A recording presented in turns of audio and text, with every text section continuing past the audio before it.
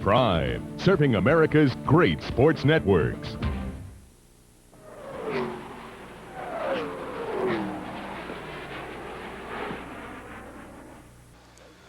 Spring has sprung, summer's done. It's time for the Fall Frolic at Toledo Speedway. A place where anything can happen, and often does. What goes around here. Fast race cars on the edge of disaster in close quarter racing that's long been the trademark of America's premier short track racing series. Some days you eat the bear, and other days the bear eats you, even when you're all alone. Folks, words can't begin to describe what you're about to see today.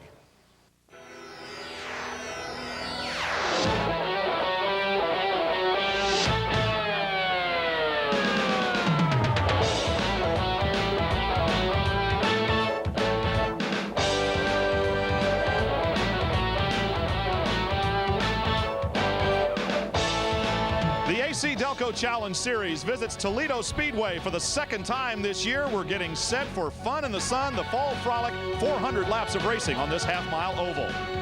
We dodged a bullet a little bit on the weather here today. Some nervousness around the racetrack as a weather front blew through, but it went right on by and the sun has come out. Once again, we're going to be under perfect racing conditions here for the American Speed Association. Hello, everybody. I'm Brian Drever, along with my friend Rob Albright. We're standing together on the racetrack this time, and we're getting set for 400 laps of racing here, the Toledo 400, the second time, as we mentioned, that we're visiting. And while some of the other series around the country may have wrapped up their season or the points championship battles are all but done, well, here we are far from over. We very definitely have a championship much at issue here this afternoon. We'll get to that in a minute. I found a very interesting story on the starting grid right behind us. 2nd through 7th in the starting positions, we've got Bob Seneker, Scott Hansen, Tony Raines, Mike Miller, and Brad Loney, and they currently are bunched together less than 90 points apart in the point standings in 4th through 9th. So they knew what they had to do in the last 2 races of the season, and they proved it in qualifying. But up front, who would have believed that young Brian Refner, in just his 2nd season of ASA competition, would be the man at the point? He's the man they've got to beat to win the championship. Glenn Allen is there waiting for a mistake, but so is that other guy, Mike Eddy. Well, the young guns, of course, they're the guys trying to chase Mike Eddy, the 7-time champion of the American Speed Association. We had to ask them what they have to do to win it. Well, for us, I think we have to win races to catch the leader in the points. So for us, is to sit on the pole today here at Toledo and hopefully win the race tomorrow is our big key. We're only going to pick up points by finishing positions in front of the guy that's in front of us. So that's the object for us.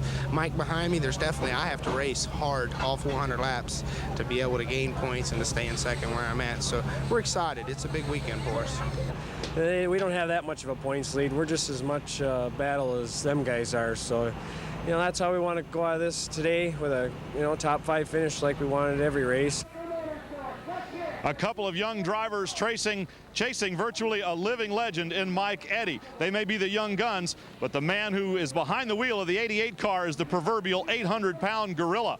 And standing down there with the man is the 3rd member of our broadcast team. Here's Ricochet Ralph Shaheen.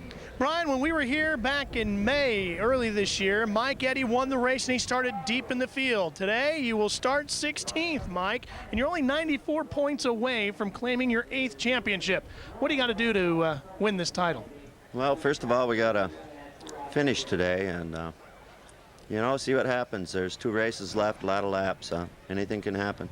It is a 400-miler or 400-lapper, and that gives Mike Eddy plenty of time to move up from that 16th starting position, Brian.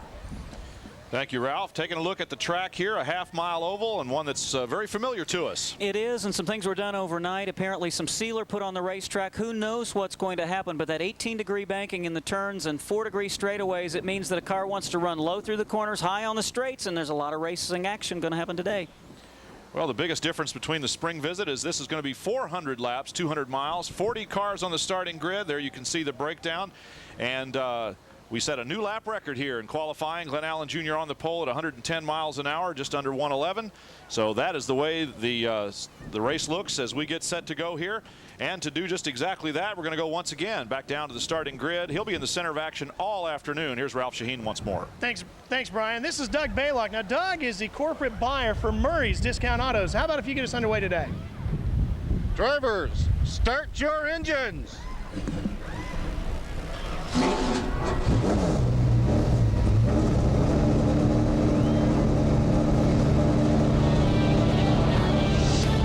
fired them up here at Toledo Speedway, and we're fired up, getting set to bring you the race.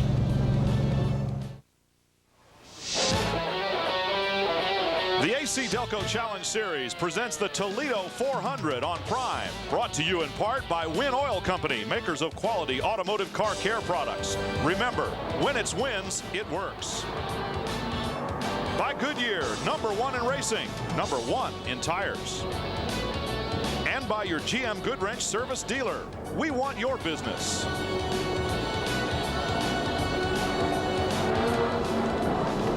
Cars are circling the track here in anticipation of the green flag of the Toledo 400 here at Toledo Speedway, a place that, as we said at the very top of the show, anything can happen and often does. They're being signaled around the track, waving to the crowd. This is the wave lap that, of course, goes along with the whole philosophy of the American Speed Association to give a little something back to the fans. Without them, none of us would be here, of course. And a lot of the fans were down on the racetrack for an autograph signing session. Each and every one of the race car drivers standing by his car prior to the start of this race. Let's take a look at the starting grid for the Toledo 400 here. Glenn Allen Jr. on the pole alongside the Bluebird Bob Seneker. And as you mentioned, 2nd through 7th on the grid are the guys in the points chase. Scott Hansen and Tony Raines go in the 2nd row. In row number 3, Mike Miller and Brad Loney. It seems like they've been side by side all year long. Yeah, in more ways than one. Gary St. Amand in the number 7 machine, and rookie contender early this season, J.D. Summers, who has fallen back a bit in that rookie points chase. The pleasant surprise of qualifying, rookie driver Brandon Sperling puts the Ultra Custom Wheels Baja Chevrolet on the inside of row number 5, along with hard luck driver Tony Roper, row 6, Jay Sauter, and another rookie, Ted Smokestad. A great qualifying effort. His best for the year for Smokestad. Then back on row 13, a new face, Dennis Berry. We've got some of the guys who race often here at Toledo in the field, and we'll see quite a few of them in the starting field today. And they're back on row number 8 alongside one another. Points leader Brian Refner and 7-time ASA champion Mike Eddy, currently 3rd in points. On the inside of row number 9 is Joe Knott. On the outside, Bill Baird nursing some sore ribs. Apparently was thrown off a horse, and he owns a MiG jet, and he rides a horse, and he goes ASA racing. What does he do for thrills? The 10th row, Todd Forbes on the inside, and making his first ASA start, Michigan short track veteran Freddie Campbell. Fast Freddie Campbell, they call him. Dave Sensiba in the Western Michigan Chevy Dealers Lane Automotive entry there alongside Kent Stauffer. Then Rick Beebe, the rookie points contender here with a brand new crew chief today. And Harold Fair back on row number 12. In the 13th row on the inside, Carl James in the Cartwright Odessa Chevrolet. Sitting beside him, Rick Miller, 2nd in rookie points. The 14th row, Tom Jones, and open wheel veteran Kenny Irwin, who looks like he may be poised to run for Rookie of the Year in 1996. Dr. Yale Conley, and he's got a big contingent of Simonton Windows folks here. You sell a window, you get a ticket and a t-shirt to come to an ASA race. Ed Cooper's there. Alec Pinsino joins teammate Harold Fair, and Matt Hunter in the 05 car on row 16. Running, in fact, as a teammate to Glenn Allen Jr. In the 17th row, a guy who struggled to make the field several times this season, made it in with a great run in the qualifying race yesterday, Donnie Varco. Jay Sauter's younger brother Tim, outside row 17. The 18th row, rookie drivers Eddie Sharp and Pat Bordeaux. And rounding out the field, Dave Kuhlman in the American Gear Thunderbird. Gary Grubbs also here, and he's driving a Chevrolet. Brett Bell is in the familiar number 56, and Cindy Peterson back behind the wheel of her own car after a tough run in the last chance race yesterday. Well, the leaves have begun to change color, and that means they also blow off the trees, and the cars will all be brought to a stop here on the main stretch and give a crew member, one from each car, an opportunity to clear the grill work area. Of course, the temperature of these race cars is very sensitive, and that's the reason the cars are momentarily being brought to a stop. And that could play a factor in this race today should those leaves continue to fall and clog up a grill. Some of the crew guys that thought they might have got out of raking leaves, well, guess what? Here's some of the drivers that did not make the field for the Toledo 400 here today. Rod Wheeler, Tim Kesman, Tom Harrington, Bob Dorstwitz, all involved in the last chance qualifying race yesterday, which was a wild one, and many of these cars were in fact involved in on-track incidents during that 15 race event. David Anspaugh, the racing school principal, Billy Turner, and rookie driver Jeff Finley, who was to be a third teammate to Glenn Allen Jr. and Matt Hutter. Unfortunately, Jeff crashed and was not able to make the show. Well, you can see some of the crew members scattering away from the starting grid after having done their cleanup job. There's a look into the newly cleaned grill Down there on the starting field, number 31, rookie driver Rick Miller. Let's go down once again to Ralph Shaheen with a little bit more on just what's going on. Well, they're all done down here now, Brian. It's about 190 degrees is where one of these ASA 9-to-1 V6 motors runs at optimum temperature as far as the water in the motor. Anything over 230 is when you get into the danger zone. Looks like Todd Forbes having a little problem getting his Noah Yoder back Maisto entry back underway. He seems to have come to a stop here in the middle with Dave Sensiba just behind him. But anything over 230 and you got big problems as far as the car is concerned. So you get those leaves in there and that temperature gauge starts to climb. Now we're watching to see what they do. Todd Forbes' car, they're going to give him a push here and see if he can get it bump started. And they're going to wave everybody else by. And she's turning over, but she doesn't want to seem to take yet. There she goes. Boy, that's good news for Todd Forbes because he had a new sponsor, the Stark Heating and Air Conditioning people on that car route for the first time here today. So I'm sure he's glad he found the fire in car number 07. And a good thing that he stalled out there on the starting line just as they were getting ready to get the race back underway. So the field will reform behind the pace car. There's another look at Todd Forbes' machine there. Noah Yoder Ford Maisto Stark Incorporated Thunderbird apparently is going to make the race. Some real surprises in qualifying as we've already run through the grid. Brandon Sperling, Tony Roper, and Ted Smokestad way near the front. And Brian Refner, Mike Eddy not qualifying especially well. Do you think that's significant here at Toledo? Well, apparently just a quick little word, especially on Mike Eddy, and he was the one that claimed that his problem in qualifying was due to exactly one thing, himself. Apparently he just had a little trouble getting into 3, and then he had to get into it too early going into 4 and lift to avoid hitting the wall, and just didn't have the line around the racetrack organized there during qualifying. That was his problem. For Refner, apparently, and you would know more about this, we just heard he just was having a little bit of trouble getting around out there. I'm sure he'll figure it out. Well, we talked about one championship not yet resolved. That is the driver's points, but the manufacturer's cup, I think, is a foregone conclusion. Pontiac at the able hands of Mike Eddy and Glenn Allen Jr., the two strongest drivers, have that one. We talked about the wind. What the heck are we looking at? Well, we got a half a tree down in turn 2 over there, and the safety crew doing a little bit of creative pruning, apparently, to shove that tree back over behind the wall. So, well, uncanny thing. Is this a portent of things to come here? I don't know. I felt like when I got up this morning that we were in for a wild affair here at Toledo, and I don't think it had anything more to do with facts than just the one fact that every time we come here, it's a wild and crazy affair. I mean, the very first race of 1994, a lot of the footage in our opening tease there was from that pretty wild race, and we're anticipating a lot of action here at Toledo Speedway. We hope to get it underway for you shortly. We're back at Toledo Speedway, and we're anticipating lights out on the pace car, which will mean 1 lap to green. Let's see if we get it. Yes, lights out on the pace car. We're going to be racing here in another half a mile as the field of 40 cars circles the track. There's Roger Slack holding the green flag, threatening them with it as he waves them underneath the flag stand. Boy, the start of this race should be something. Not just at the front. I think we may see a little more calm nerves in the hands of Glenn Allen Jr. and Bob Seneca in the front row than some of the drivers deep in the field, including Brian Refner and Mike Eddy. We'll be keeping an early race watch on those two guys battling up through some rookies who's starting in front of them here this afternoon. As the speed picks up behind pole sitter Glenn Allen Jr., of course, uppermost in his mind is going to be to lead this first lap and pick up another 5 points on his chase and try to remain secure in second position. So he's edged around in front of Bob Seneca now. If he can hold on for a couple more turns, he'll pick up 5 more points, and that'll tighten up the points chase even more. It is just that close. It's so important here with 2 races to go for a driver just to lead a lap to get 5 points. Last night there was a 100-lap late model race here. We saw that the fast way around early was at the bottom of the racetrack. We see most drivers have dropped into single file except Mike Miller and Brad Loney. Loney battling on the high side in car number 33, but you just can't make the outside work that well this early, Brian. He's going backwards at least a spot. And he's looks like he's about to lose a position there to the number 22 car.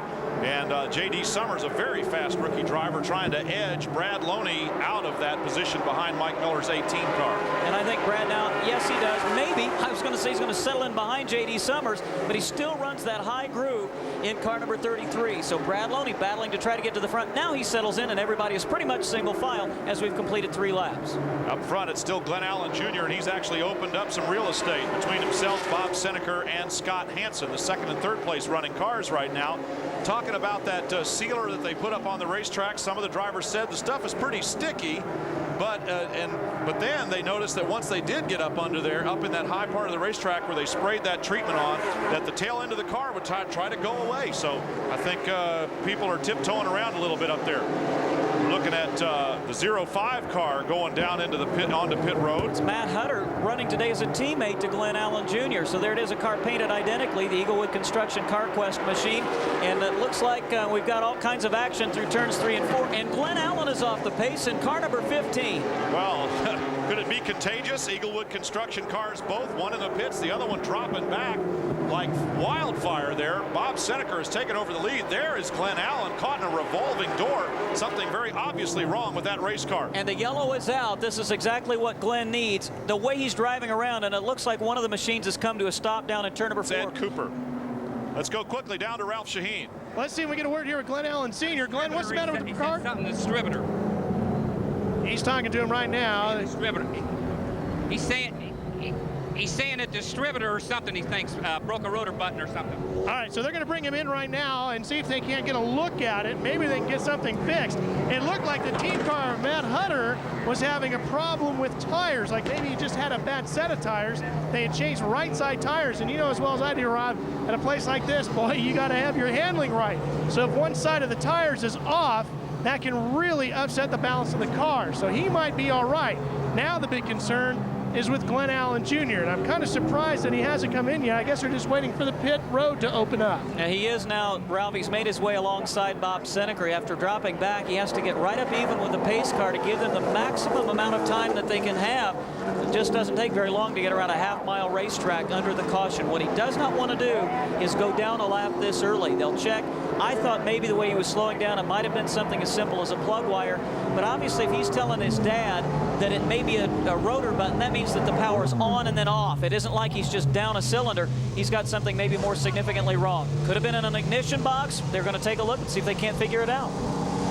The crew of Glenn Allen Jr., pole sitter for this Toledo 400, goes to work under the hood while the rest of the field circles the track. We're getting a signal that it'll be 1 lap to green, so the frantic pace of activity down there in the pit of Glenn Allen Jr. is no doubt going to increase significantly here in just a matter of seconds as the pace car comes past the entrance, or the exit, I should say, to pit road. They push him back out on the racetrack. He beats the car out, so he'll go to the tail end of the field and not lose a lap, but he has certainly lost a lot of position on the track. And you were listening to the cars that went by. Did they get it? It did not sound good at all as he came off pit road and down into turn number 4. He needed another couple of laps. Ralph, can you tell us anything more? Well, they looked at it, Rob, and I talked to Glenn Allen Sr. He said they didn't see anything. They checked all the areas where there could be any potential electrical problems, and they didn't seem to find anything. They were going to maybe bring him back in. They got him out. I'm looking to see, no, he's not going to dive back in. So he's decided to stay out on the racetrack, and you know, sometimes you get one of these gremlins in there and you just can't find it. Electrical problems are among the most difficult to diagnose, and you know why? Because those darn electrons are so small that you can just about barely see them.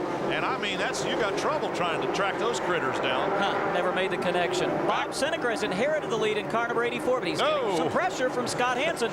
He's got a bumper full of pressure from the 53 car, but he holds on to maintain the lead. Tony Raines pushing hard in third, Mike Miller in fourth. They've all moved up a spot because pole sitter and early leader Glenn Allen Jr.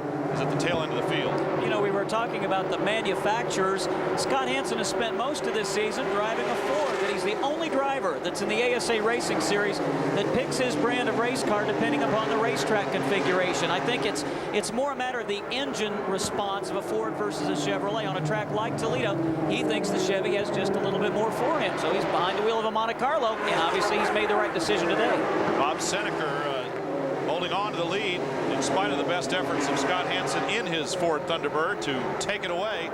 Tony Raines just poised back there in third spot. Everybody pretty much single file. Glenn Allen Jr.'s car and that of his teammate, the 05 machine of Matt Hutter, circling at the very back. And little Glenn's car does not sound good. As we watch the front foursome, Bob Seneker, Scott Hansen, Tony Raines, and Mike Miller, I've been impressed at just how well the rookies have held their ground and kept things clean and mean at the beginning of this race. I had some great fear that we'd see a crash the first couple of laps of this race, and that has not eventuated. So even the guys that started as rookies at the beginning of 1995 showing a lot of maturity as we wind the season down. Don't even say crash. Where's Mike Eddy, you might ask? There he is, the black number 88 GM Goodwrench Pontiac. And he is doing battle there with Glenn Galt on the outside. Mike Eddy stuck down low, right where he needs to be, as you said, Rob. Apparently that low line's the one that's working, certainly in the apexes of the turn. And that is 12th and 13th positions. Glenn Galt and Mike Eddy right behind Mike is our points leader, Brian Revner. He's just kind of sitting back there, and I think he'll take his cue from what Mike does. Eddy working on Galt, trying to find a way around. He shows him a little bit of low side and then runs up high. And Revner just sitting there watching a good race going on, watching the master at work. Mike Eddy trying to pick up another spot on the racetrack. Up front, you got a couple of masters working at it. Bob Seneker, of course, the winningest driver in the history of the American Speed Association, and Scott Hansen, whose record is quite enviable as well. These two guys doing a good job up front there of making an exciting race. They're starting to come up on the tail end of the field, and that'll make things even more interesting. And the guy that they're closing on is Glenn Allen's Pontiac, the purple car number 15, as it continues to sputter, crackle, and pop as he comes off turn number 4. And it looks like his championship chances may be going away right here as they easily best him. And now we're looking back in the field. There's Mike Eddy. He has disposed of Glenn Galt. He's now closing up on the number 75 of Dennis Berry, but we've had a change up front. Scott Hansen takes the lead away, using some of that lap traffic perhaps as a pick. He found a better way to get past a couple of race cars there, and once he did get past Bob Seneker, Seneker apparently had a little bit more difficulty getting through the traffic, and now Hansen has run off with about an 8 or 9 car length lead as he will come around to lead his first lap of this race. This has been a feast or famine kind of racetrack for Scott Hansen. And as I say that, we watched him go into turn number 1. A lot of smoke from the tail end of that white Chevy Monte Carlo. It seems like he has either won here or he's crashed hard. Now we're going to take a look again as he comes by and see if we can determine whether or not he's got a tire rubbing, or it might be something more significant. We've got a problem down in turn number 2. We're going to go down to Ralph Shaheen real quick, who's got the word on the tire, while we got cars all over the racetrack. Ralph? Well, we've got a big problem with Hansen's car, and it looked to me like it was bodywork rubbing on the car. They're getting set to bring him in, and we'll see what the situation is when they get a chance to take a look at it. Scott Hansen circling the track. There is the number 56 car of Brett Bell. We also saw the 40 of Kenny Irwin Jr. We'll sort it all out after the break, give you a chance to pause for some refreshment, and we'll see you here in Toledo. Trust us, we'll be around.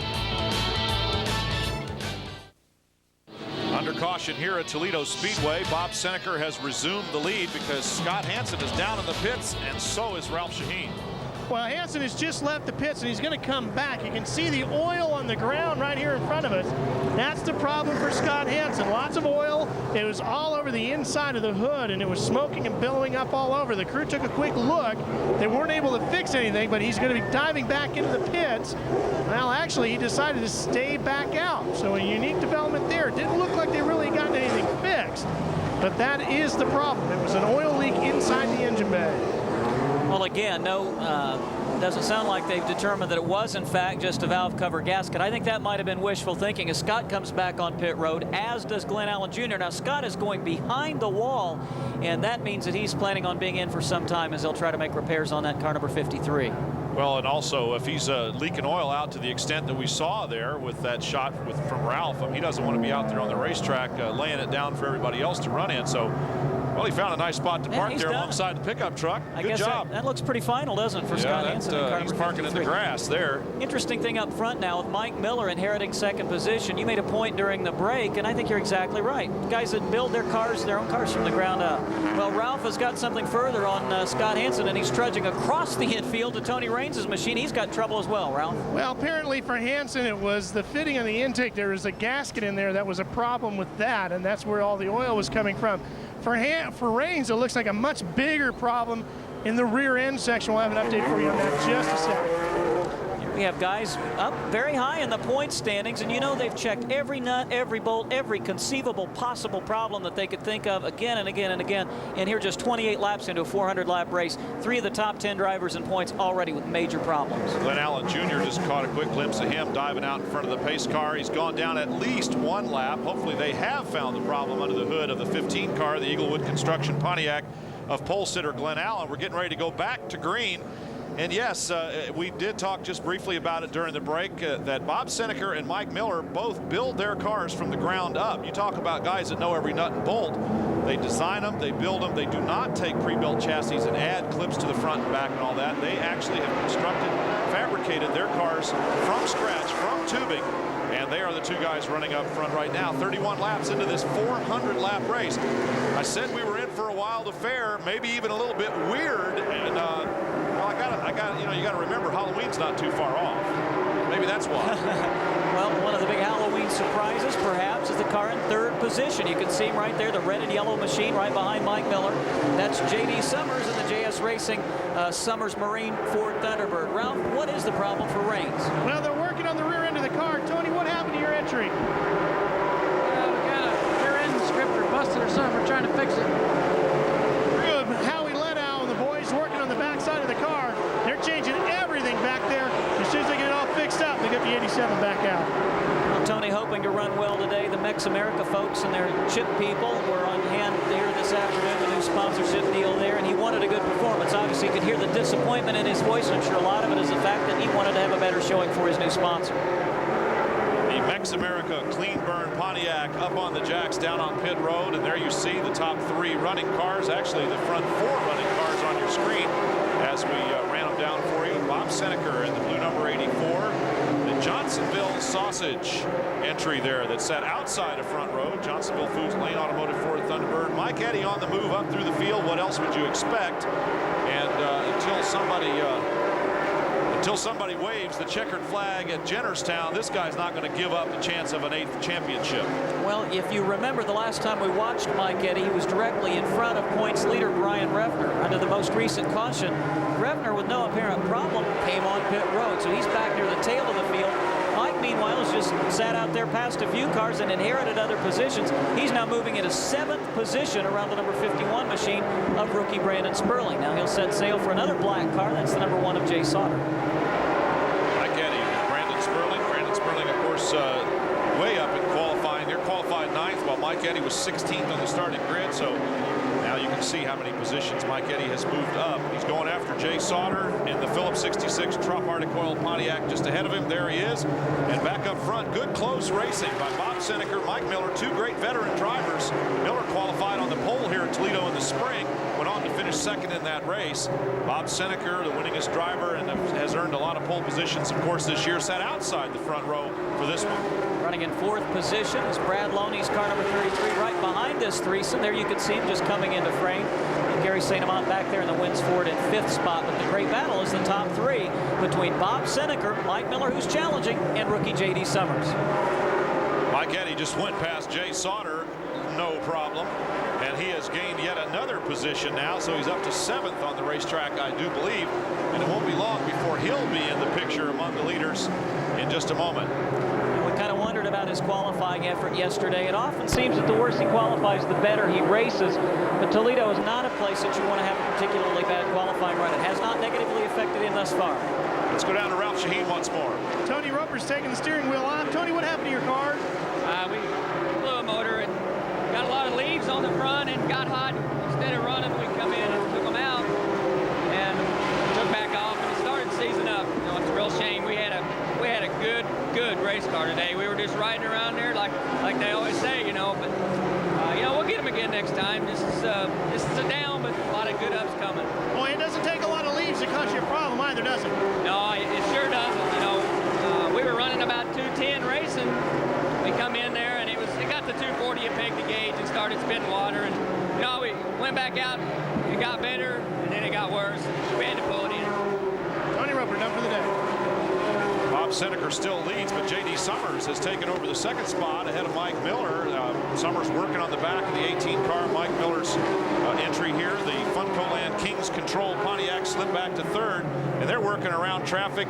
Brad Loney still sitting in fourth spot. Bob Seneker leads. Rookie J.D. Summers is second. We'll be back to Toledo in a moment. Welcome back to Toledo, and a new leader on the racetrack right now. J.D. Summers and Mike Miller and Brad Loney and Mike Eddy have all gotten past Bob Seneker, who was leading this race when we left you a few moments ago. So something is very definitely amiss with the number 84 car, and rookie J.D. Summers has taken on the point right now. You know, I'm not really sure anything's wrong with Bob Seneker's car. Summers shuffled into the high side as they went around lap traffic, and everybody else just kind of sucked underneath. And I think Bob may be just saying, hey, it's still really early, everything's okay. The guy that's not seeming to go anywhere, Brian Reffner, mired back in 19th position. Ralph Sheen's with his crew chief. Ralph, is there something we need to know up here? Well, let's find out. Les Bach is his crew chief. Les, what's wrong with your car? Well, we had to pit there because we were overheating. We picked up a lot of leaves on the radiator. We got that cleared up, and temperature came down now, so that's fine. Car's a little bit tight, but we started to race out a little on the tight side because in the past it's tending to loosen up here at this track for us. So I think we'll be okay as this thing goes for a few laps. Well, now you can't wait too long to get back up into the thick of this thing. Is he in full charge mode now? Is he what? Is he in a full charge mode to get back to the front now? Well, you know, pretty much. I mean, he's going to be a little cautious, you know, with some of these cars so he doesn't get in trouble, but we're going to try to work our way back up to the front. Sitting that far back, Rob and Brian, he can't wait too long. I'd like to... A couple of cars in the wall right now, and that's going to bring out a caution flag. There's the 36 car of Cindy Peterson, the Victor Reynez Gaskets NVR Racing Chevrolet. And along with that, she has collected the number 26 car of Bill Baird. Ouch, that's got to hurt. He's already a little sore, and now he's probably feeling a little bit more pain and trouble out there as he's trying to push Cindy's car around to get his own car off the racetrack. Yeah, and I'm not sure what happened there. I didn't see the incident, but Bill was having a good run. He was in the top 15 and staying out of trouble, and he finds trouble. Well, Bill Baird's got his car moving again. Cindy Peterson also trying to get moving. We will return here to Toledo while they sort it all out under caution and resume. The AC-Delco Challenge Series, the premier short track racing series, has joined forces with Short Track Racing Magazine, the premier publication geared to short track racing fans. Give them a call for subscription information, 1-800-468-7876, Short Track Racing Magazine. We're going to take a peek at the number 26 machine of Bill Baird. There you can see a little worse for the wear. He had been running in 10th position in that automobile. And we've talked about Bill and the fact that he has some unusual hobbies, owns a MiG fighter plane, and sustained some rib injuries, I understand, this past week while riding on his horse. And we had a chance to watch him being taped up prior to the race. There's his bride and some of the folks on his crew. And that shot that he had there just a few minutes ago on the racetrack can't have helped. And you can see him grimacing in pain. We ran into him at the mall last night. He was walking around kind of gingerly. Ready to leave.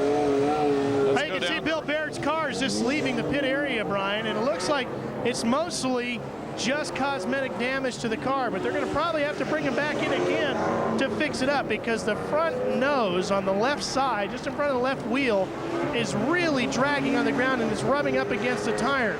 Not only does he have a couple of broken ribs, but he's got a bruised kidney as well. He said he was riding his horse and the horse must have gotten bitten by a wasp or something and just threw him off. So he's got some acrylic padding behind him. He's got some padding inside his uniform. None of it seemed to be doing the work as he was real sore and getting into the car very gingerly earlier today.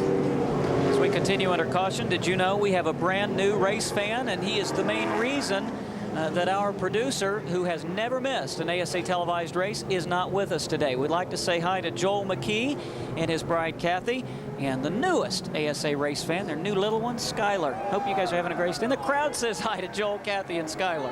A brand new human and a brand new ASA fan. All right, Skylar, hang in there, buddy. We're going to be racing here in just a moment. I'd also like to extend some get well wishes to Patricia Martindale, who's the mother of Rick Martindale, a real patron of ASA racing. She's a little bit under the weather.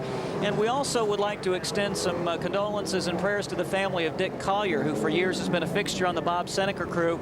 He passed away in the last couple of weeks, and our thoughts and prayers are with the Collier family. Still circling under caution here as they attempt to get the racetrack back race ready. And some of the crews, there's that color matched duct tape, as we so affectionately refer to, you know, this tape that they use here. And somebody obviously saw the need to create designer colors in duct tape for these various crews, and it's always fun to see when they use tape. It isn't that gray kind that we always get in the hardware store. They've got some that matches their car.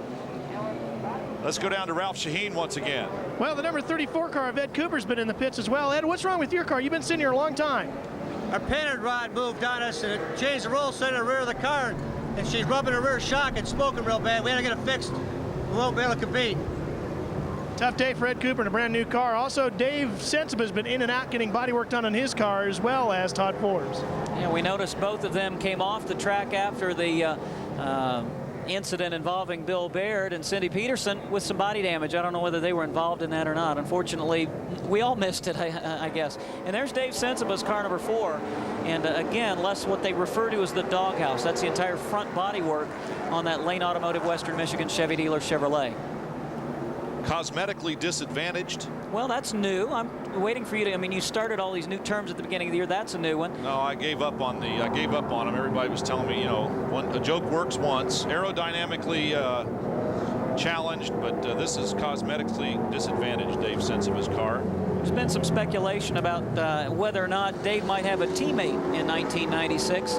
The story has been that maybe Kenny Irwin would move over from the midget ranks in USAC. He's had a great season this year, won a lot of races, and campaigned in that car full time, but that still remains to be seen. And earlier this year, we even threw out the rumor, and we were told it might be a possibility that Gordon Johncock would come out of retirement, the former IndyCar driver, and run some ASA shows. Nobody's yet denied that. So until they tell us it's a dead situation, we're going to keep the rumor mill bubbling. We've got some more in the rumor mill for you later on today. Back to green after 65 laps into the race here with J.D. Summers running on the point. Well, not only is it close to Halloween, but the silly season is almost upon us here in ASA. And, of course, everyone that's a fan of auto racing or motorsports of any kind knows exactly what the silly season means. Rumors are rampant. J.D. Summers driving on the front right now. He had taken over the lead, driving past Mike Miller. Mike Eddy sitting in third spot, Miller in second. And the rest of the field lined up behind him. Down to Ralph Shaheen now, who's with Cindy Peterson.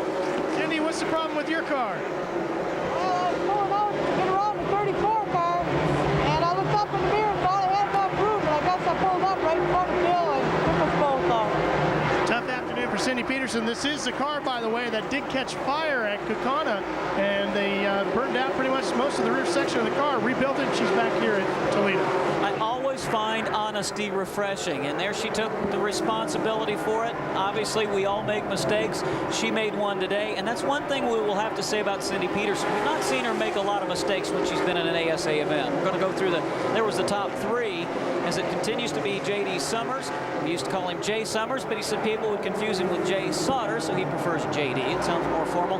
And Mike Miller in second. Then it's Mike Eddy and Bob Seneker. So we wondered whether or not Seneker had some problems. I don't really think so, because he's sitting right in the traditional Bob Seneker position, waiting for the guys in front of him to make the blunder. Also, just talked to Cindy Peterson just prior to the start of the race. She had to come through that last chance qualifying, which was a nightmare, especially from her point of view. I think she got into the field in 40th position on a provisional start and said, you know, there's just some people out there that just really aren't aware. They can't feel the other cars around them. And perhaps in her explanation of what happened, she didn't feel Bill Baird up beside her as she tried to get around the 34. Consequently, she's sitting in the pits. Bill's a little more sore than he was before, and none of them are in contention up front as these drivers are right here. J.D. Summers, Mike Miller, and Mike Eddy. Boy, that guy just won't lay down, Billy. No, and I was kind of watching back through the field, and I did notice that Brian Refner's begun to pick up a few spots. This is the best racing. That's why we're continuing to focus on this. Several drivers came in under the most recent caution, including Brad Loney, Gary St. Amant, and several other lead lap drivers, and they're working their way now back up toward the front. Let me ask you a question. Only 72 laps into 400. How excited do you get about an NBA championship game in the first quarter? So all this that's going on right here, I'm sure there's a lot going on that's kind of below the surface. and that will manifest itself much later in this race. So we too are just kind of in a wait-and-see attitude. I think some of the drivers might be doing exactly that. Let's go down to Ralph Shaheen. He's with Bob Seneker's crew chief. That would be Dan Crawford. Dan, there's some speculation from upstairs about how Bob is running. Is he okay, or is he just pacing himself? I never heard a word of that. Is Bob okay, or is he just pacing himself? I know some of the big guys fell out, so we're just going to take it easy. We're going to try and conserve all we got until the very end. How long will you wait before you really start to charge? Well, at least after 300. We're not worried about nothing until after 300. So as long as they can keep the leaders in sight and stay on the lead lap, gentlemen, he might drift even farther back as long as he's at a comfortable pace.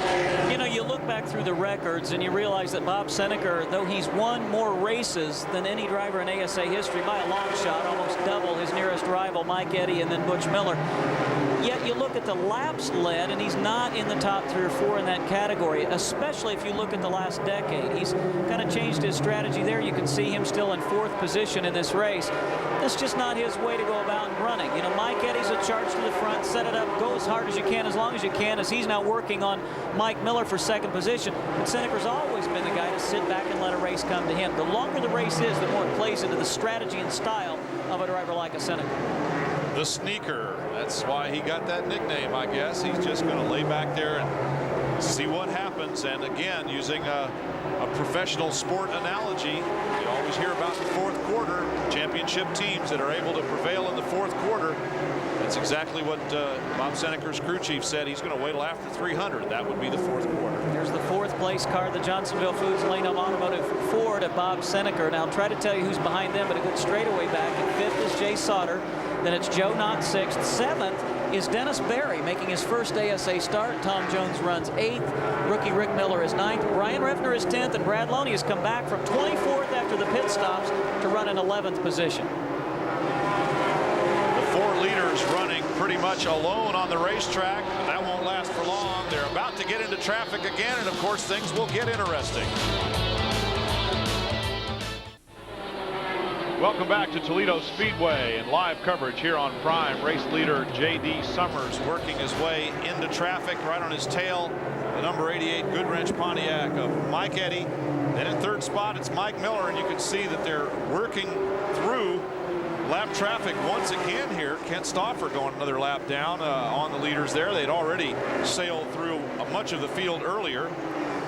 And J.D. Summers, very fast. He has been very fast all year long. Every time he's shown up at the racetrack, he's had a fast automobile, and he's driven it well. He's just not had good fortune. We've got an incident up in turn 4, and it almost involved Brian Refner. And, oh, hard on the brakes also comes around the 02 machine, but it's the 75 car of Dennis Berry that got sideways up there. Tim Sauter almost collected him there. Hard on the brakes, locked them all up. But apparently Berry now back underway here with nothing more than a little bit of a heart-thumping moment, apparently. And I know that car looks familiar to you. That's because Jeff Neal has been behind the wheel of the Hoffman machine all season long, but they parted company. It's Dennis Berry, who's expected to perhaps mount a campaign for Rookie of the Year next year, substituting here this weekend. Hoffman's plans, who really knows? But Dennis Berry was having a good run as he was being in the process of being passed for 7th position by Brad Loney in car number 33. Let's see if there's contact between them. If so, it was very gentle, and you can see that Berry's spinning, sliding sideways, no contact, and Loney gets by. There's Tom Jones. Now what does Brian Refner do? Squeezes in between himself and Tony Raines. Down on pit road, Ralph Shaheen is with Pat Bordeaux. Well, you can see all the smoke hissing up out of the front of the engine. Pat, what's wrong with the car? Well, I'll tell you, the BASF Finish Master Chevrolet was running all right. We started in the back, started moving up. I don't know if internally it started heating up or what. The guys are doing a great job. We're just an underfunded team, and we're looking for sponsorship. And it's one of them deals where if you can't afford to go buy the big dollar motors, sometimes you have problems. Was it anything that might have been caused by the leaves out here today? No, I don't think it was anything like that. I come in 2 or 3 times and cleaned the leaves off, so we was okay as far as that goes. There was leaves on there, but the car wasn't overheating as far as that goes. We'll be back. Pat Bordeaux, done for the day. Also in that time was J.D. Summers, the race leader. Of course, now he has relinquished that lead, and Mike Eddy has inherited it. Mike Eddy and Mike Miller and Bob Seneker, three of the great veteran drivers of the American Speed Association, now lined up 1, 2, 3. Let's go back and make that 4 because, well, no, that's Alec Pinsonneau's car, the identical machine to that of Harold Fair. I was about to add Harold to the list of veteran drivers who are up front right now as we approach 100 laps in this 400-lap race at Toledo. Joe Knott is actually in 4th position. We haven't even called his name this afternoon. He's just steadily moved up through the pack as cars have made pit stops. The front 4, I don't believe, Brian, any of them have yet been on pit road. The car behind Joe Knott is Brad Loney. He has made a pit stop, as have all the other lead lap cars. So only Mike Eddy, Mike Miller, Bob Seneker, and Joe Knott have yet to make that first stop as we're ready to go back to green. Flagman Roger Slack waving the green flag. 92 laps in. We said we're getting close to 100 here. The first quarter is about to draw to a close. We've already had a full race worth of action here in the early going. There are a number of cars out of the race. Most notably, I think, Scott Hansen. A number of cars that have been affected either by mechanical problems or on-track incidents, most notably Glenn Allen Jr., the pole sitter. And so right now, Mike Eddy, who had problems in qualifying that he attributed to nothing more than his own errors, is moved from his 16th position up to take the lead here for Mike Miller. Pontiac, Ford, running 1, 2, 3, 4. And then the guy whose PR man bills him as the fastest Chevy in ASA, Brad Loney, runs in 5th position, and he is the highest ranked Chevy in the point standings. But Mike Miller is not going to be content to sit back in 2nd position. Any track we go to that requires a car to work on the bottom, that's where Mike Miller is strong. Now we've got a guy that is really having a great run. There he is, car number 50, started way back in 35th position from Concord, North Carolina, the Sharp Racing Ford of Eddie Sharp. He came to ASA Racing at the suggestion of his friend Johnny Benson, thinking he had a big dollar sponsor for this year. It has not materialized. They've run on a very thin budget.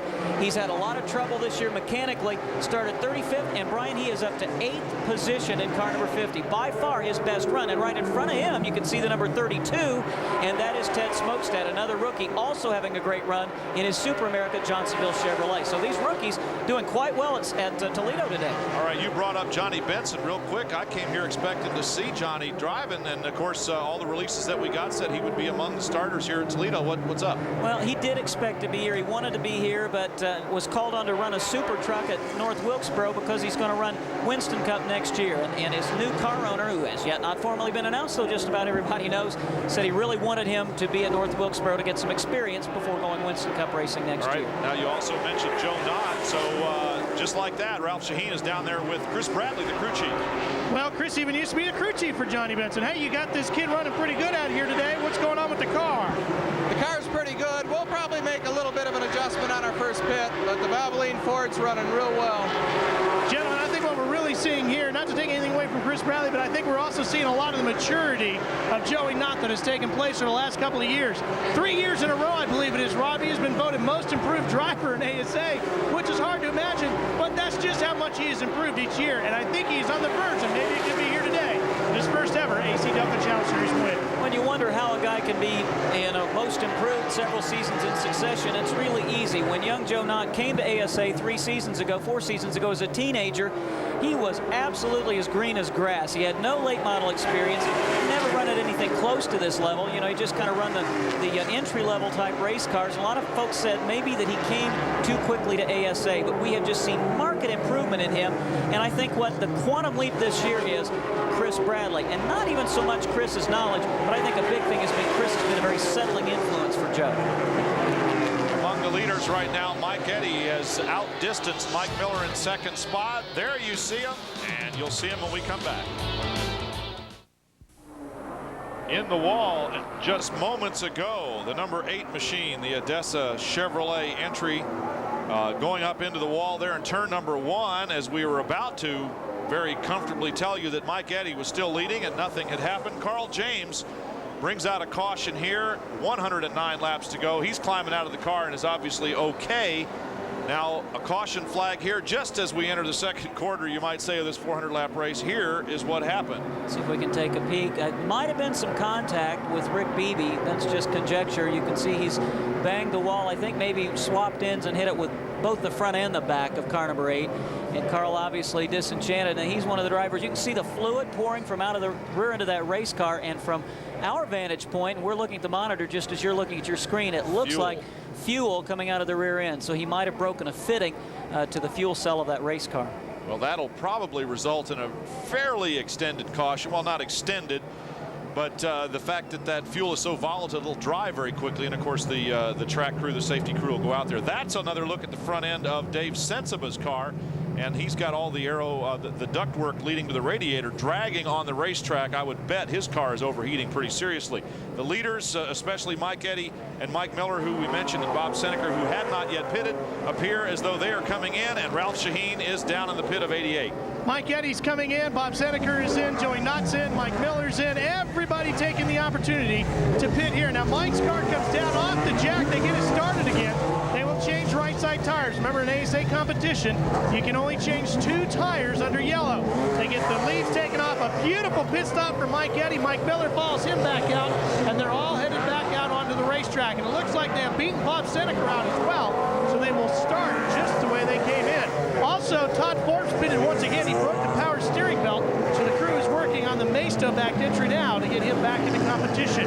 Tony Raines has gotten the rear end changed. He is back out on the racetrack and should be coming in momentarily for another pit stop. That will shake things up front, as some of the drivers didn't come on pit road, Brian. The leaders are still the same relative to one another.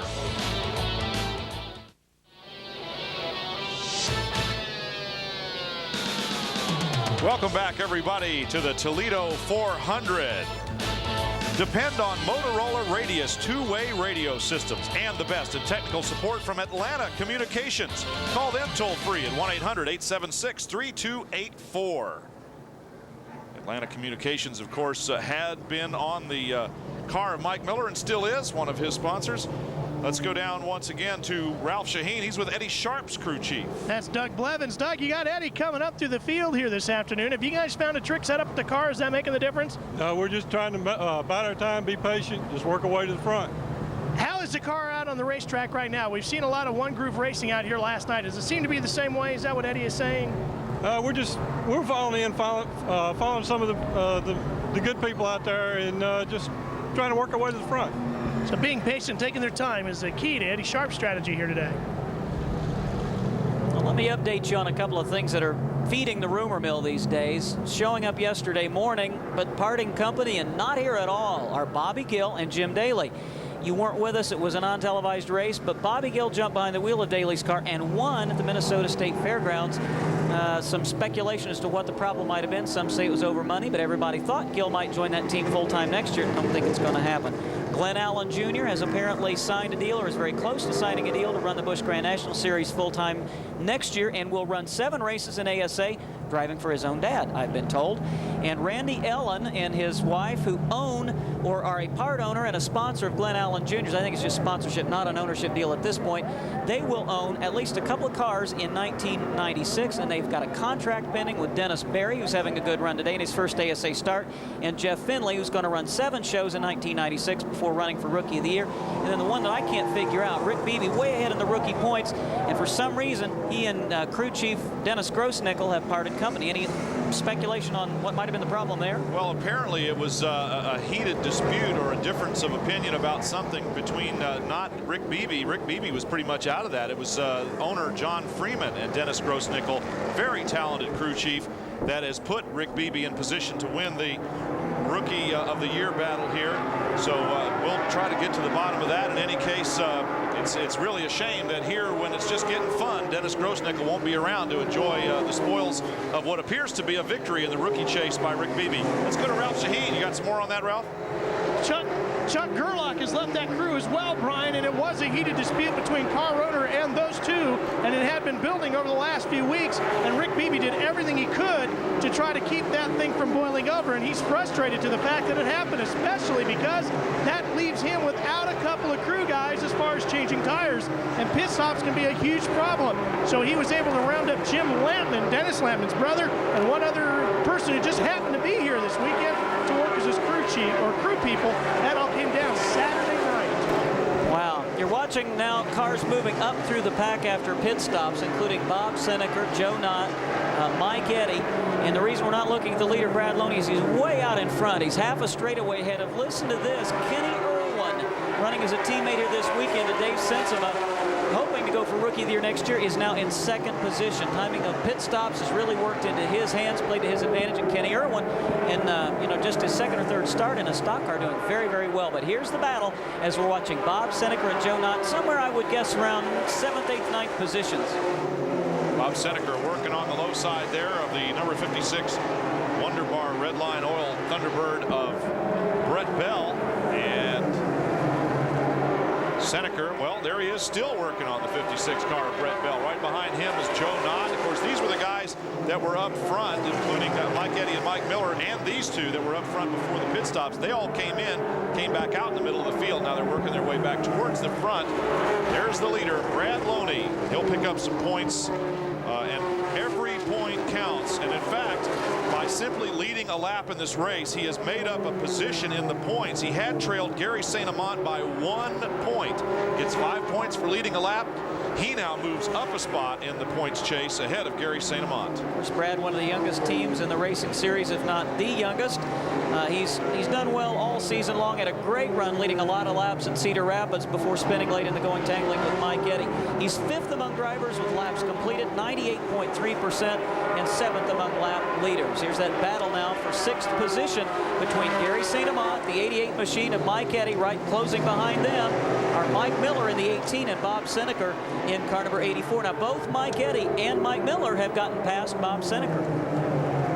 Well, you would expect Cream to rise to the top once again. Those guys started up front and stayed there, so there was obviously nothing wrong with their cars. They came in and pitted, and now they're gone right back to where they were before. There's Dr. Yale Conley stuck on the outside there as Mike Miller drives underneath, followed by Seneker and Joe Knott. And then, of course, up to the leader. They've got a little bit of ground to make up to Brad Loney. You know, the guy that we've been kind of wondering if he was having some problems today as we watched these guys continue to battle for 6th, 7th, and 8th. Right in front of them a couple spots is Brian Reffner, so things not going too badly for car number 5. He's just had a quiet afternoon thus far. And look at Joe Knott now beginning to put the pressure on Bob Seneker. So the Bluebird, maybe not quite as good right out of this pit stop as are Mike Eddy and Mike Miller. There's Gary St. Amant. He had come in much earlier, so has slightly older tires than the guys in pursuit of him. Gary, of course, in that wins Ford Thunderbird. He has been the subject of some speculation. Some people thought that he would go full-time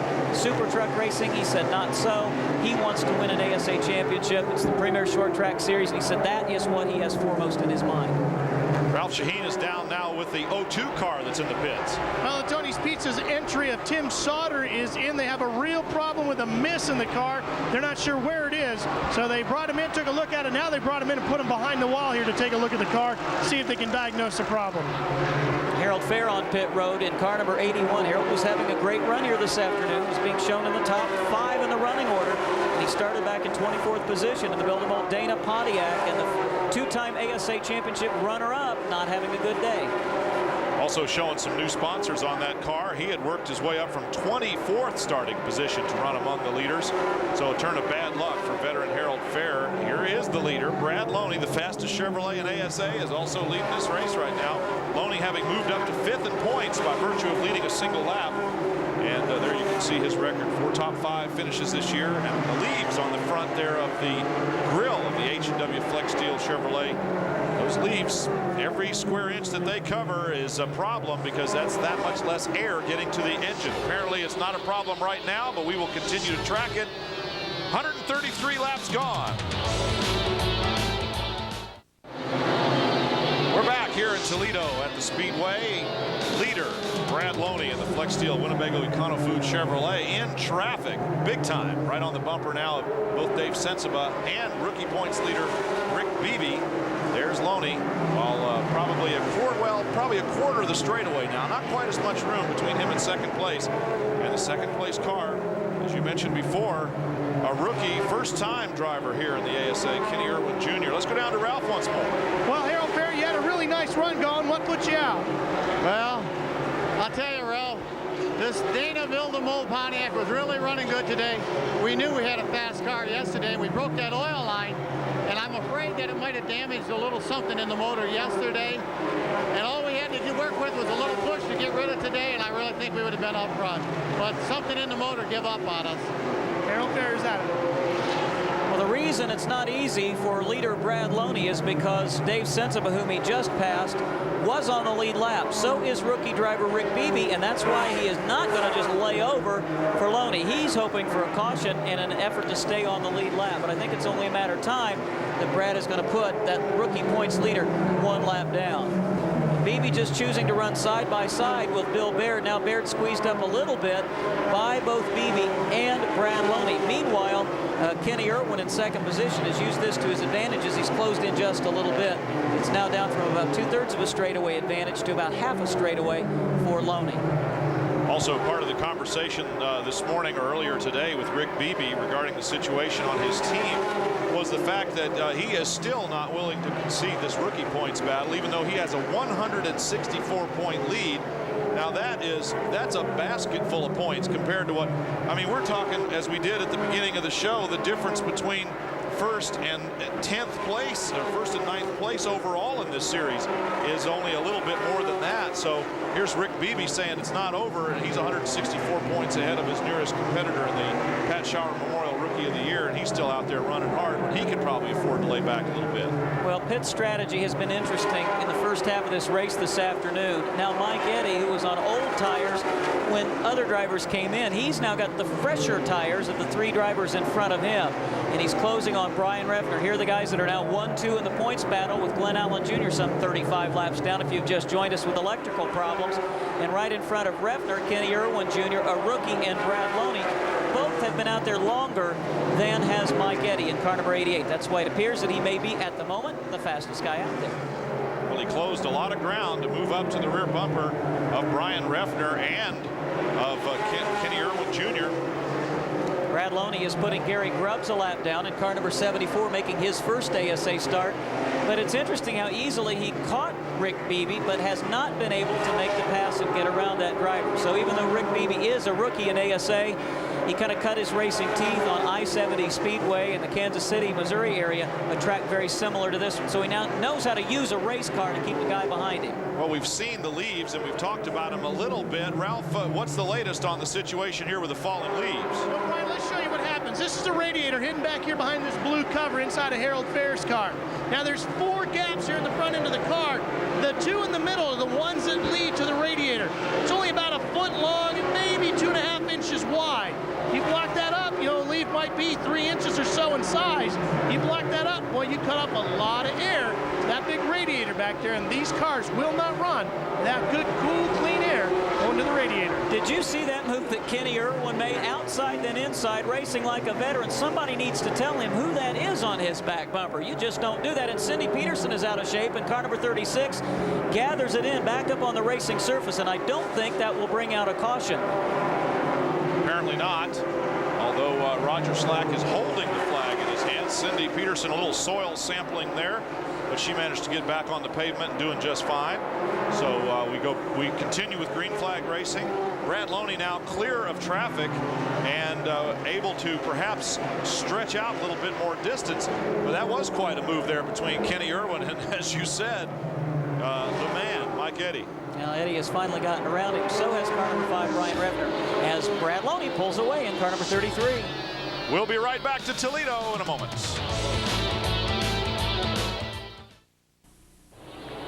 And we're back at Toledo Speedway, and that guy you're looking at right there doesn't even look like Roger Slack, Brian. I know he's out of your vantage point, but Roger's the regular ASA flagman, not with us here this weekend. He's maybe tired of hearing us say this, but he's the youngest flagman from major racing series in the country. And that was Mike Dimmitt that you were looking at. I made the mention that he was a former ASA flagman, and you corrected me. Current as well, yeah, current and former. About as current as they get. He used to be the regular ASA flagman, but kind of walked away from it for family responsibilities. It's good to see Mike back in the starter stand. We really don't miss a beat with him up there. He's very, very talented, as, of course, is our regular Roger Slack. Well, yeah, in my defense, as you were so quick to jump, he's from our vantage point here in the booth, he's standing behind a couple of telephone poles. I can see the flags when he waves them. I can see his uniform. I can tell it's somebody from ASA, and I just assumed it was Roger. It is not. Of course, I guess we'll see Roger again at our championship event at Jennerstown coming up in 2 weeks. And Brad Loney looking good. This is 4th and 5th that we're looking at. Kenny Irwin, now the tire's beginning to go away just a little bit on the right side of car number 4. He's lost positions to both Mike Eddy and Brian Refner, who pulled away. Now it's J.D. Summers who's closing, and again, that's 4th and 5th. Kenny, not even a rookie yet, and one of our leading rookie contenders, J.D. Summers, still solidly in the top 5. Back up front, there's Brad Loney working on the low side of Ted Smokestad, also unwilling to give up a lap. Smokestad, who had qualified 12th, his best qualifying effort ever, now, and unfortunately for him, has been forced to relinquish a lap, going a lap down on race leader Brad Loney, and the fastest Chevrolet in ASA is looking pretty quick. Well, Smokestad was in 16th position, and I think a tire, did you see how quickly that machine jumped sideways? He either got into some liquid or a tire went down. Now he's back in the racing groove. Something very strange happened, as it didn't go gradually. It was just a very sudden move for car number 32. Well, that turn 3 area was the scene of a few disasters, as you'll remember, over the last several races we've had here at Toledo. And that is also one of the places that I recall the drivers talking about earlier, where that treatment that they had put on the track was if you get up high a little bit, the tail end starts to go away. That may have been what Smokestad's problem was. It certainly was dramatic. And he did a great job of gathering it up, and we understand Harold Fair is climbing back behind the wheel of car number 81 and will attempt to, actually that's Alec Pinsonneau's car. So Harold subbing for Alec Pinsonneau, the Canadian driver. 2 virtually identical machines except for the number on the side. There's Alec Pinsonneau, who's climbed out of his 93 car in favor of Harold Fair. Of course, Harold Fair running regularly on the series, currently 15th in points, while Alec Pinsonneau is an occasional visitor to the American Speed Association. So they're letting the regular guy get back out there on the track. Watching the leader, Brad Loney, in that Flex Steel Winnebago Econo Food Chevy, a brand new sponsor added to the roster for him, as he's now trying to put a lap on yet another rookie. That's the car number 31 of Rick Miller. Just about everybody is down a lap at this point. There aren't very many cars on the lead lap anymore, and we're less than halfway through this race. Looking at the race for 6th, 7th, and 8th. Screen full of Bob Seneker, Joe Knott, Gary St. Amant, and J.D. Summers. Let's go down to Ralph. He's got a little more on the situation of why Alec Pinsonneau's out of the car. Well, Alec, how come the driver change?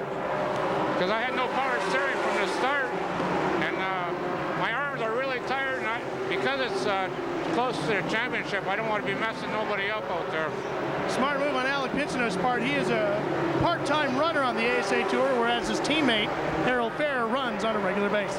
You know, Glenn Allen Sr., a former race driver himself, and working with his son, Glenn Allen Jr., wanted to remind me of something, and of course he's right. I have from time to time said, when a driver, you can see a big puff of smoke and the power steering pump goes away.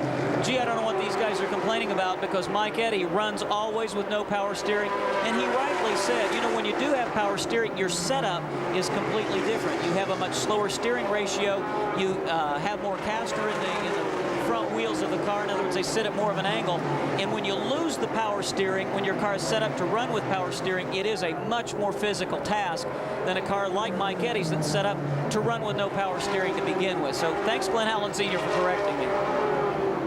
Looking at the leader, Brad Loney, who's trying to work around some lap traffic there. We'll be right back to Toledo. We're under caution here at Toledo Speedway, and the caution brought out by Gary Grubbs in the 74 machine, the Jim and Slim's Tool Native Sun Sports Chevrolet. He smoked it up pretty good there in turn number 2, locked things up, got sideways, didn't touch anybody or anything, and got it back going again, but apparently they decided to bring out a caution nevertheless. And Gary Grubbs, a road racer. Here he is up in turn number 1 in the shadows. And listen, we have a hard time seeing it from our vantage point because of the way the sun is beating down. Cars scooting to the bottom and to the top, and I don't think there was any contact, maybe a little bit, between Grubbs and no, I don't think so. Looks like Bill Baird is able to slide by on the high side without incident. The real beneficiary of this, by the way, was car number 50, Eddie Sharp. We talked about that young man. He was about to go a lap down. There's your leader on pit road. And so, Ralph is there. Now Brad Loney is in. They're taking right side tires. You can also see him working on that right front grill area up there. Looks like it might have been getting a little hot inside the motor, and so they were spraying the engine down a little bit. John, was the motor getting a little hot? Is that why you were cooling it off? Yeah. Okay, so I guess the engine was getting a little hot, so there's probably a little water in there to cool it back down for him. Well, he could have elaborated on that a little bit, I guess. A man of very few words. Yeah. But Brad did have a great pit stop, in fact, and was able to come out ahead of most of the other lead lap cars that stopped. Well, the points battle, of course, getting much more interesting, and Brad Loney having made up a position in the points race. This week's Young Racers feature, ironically enough, is on that very subject. Here's Josh Duvall. Hi, I'm Josh Duvall. This week's question is about the points race here in ASA. Brian Reffner is leading, as you all probably know, and Mike Eddy and Glenn Allen Jr. are trying to catch up. And the question is, how are they going to have to finish and qualify to catch up with him? So we're going to ask Brian Robbins, the Vice President of ASA. Well, Josh, that's a pretty good question. There's 175 points available to the winner of each event in ASA. And right now there's about a 70-point spread between the leader, Brian Reffner, and Glenn Allen Jr. in second, and Mike Eddy's about 90 points behind. So right now, for either one of them two to catch Brian, they're going to have to hope that Brian has some bad luck. And so far, they've each had their bad luck. I guess it's his turn. He hasn't fallen out of a race all year, and it's going to be up to him, I guess, to make his own luck. If you've got a question about racing, send it to me at The Young Racers, P.O. Box 26792, Charlotte, North Carolina, 28221. Hope you enjoyed our Young Racers feature throughout this year. Some of our younger race fans always ask those probing questions, and we count on Josh Duvall to chase down the answers out there.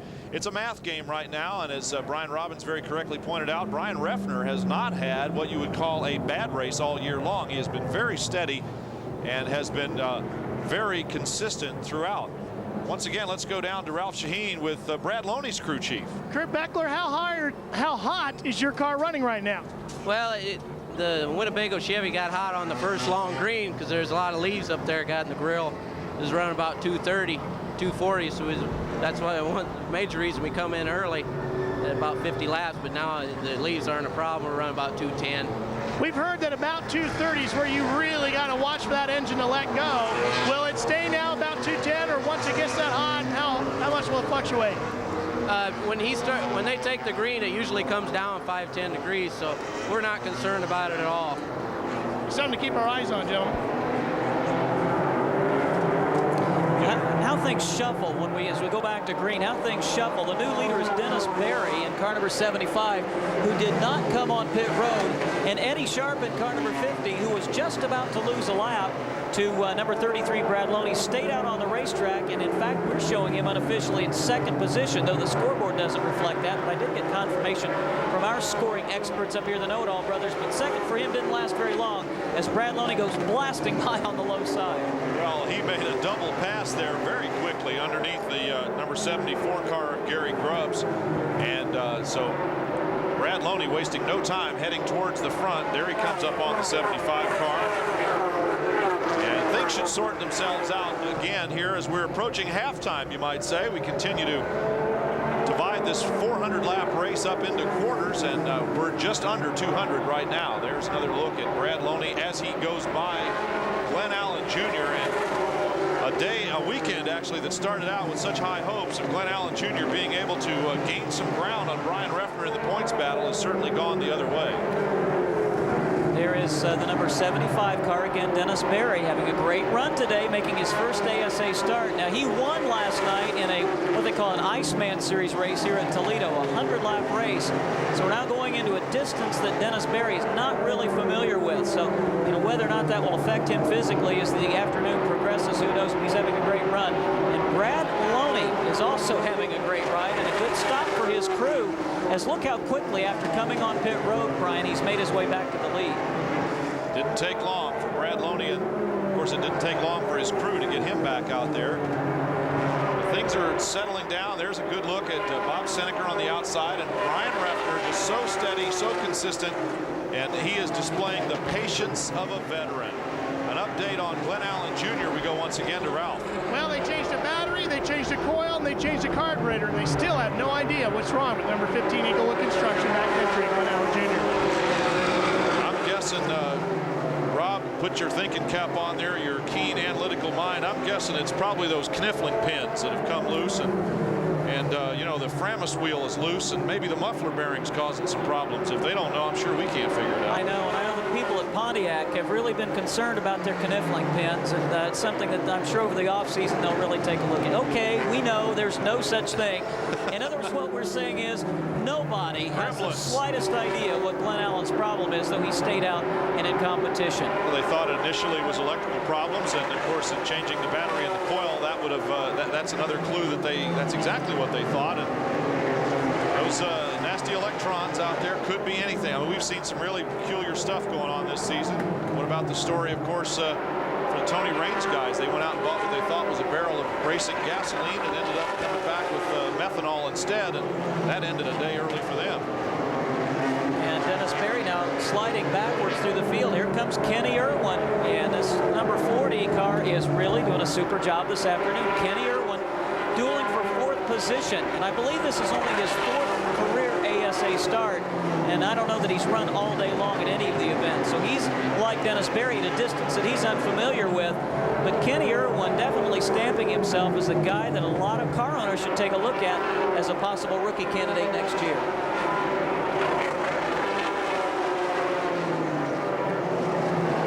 Right behind them, you're looking at Brian Revner in car number 5. He's dropped back a couple of positions as both Mike Eddy and Bob Seneker have gotten away from this battle for 4th, 6th, 7th, and 8th. And look at Revner on the high side sliding back as Jay Sauter moves underneath him in car number 1. We haven't talked much about Jay today.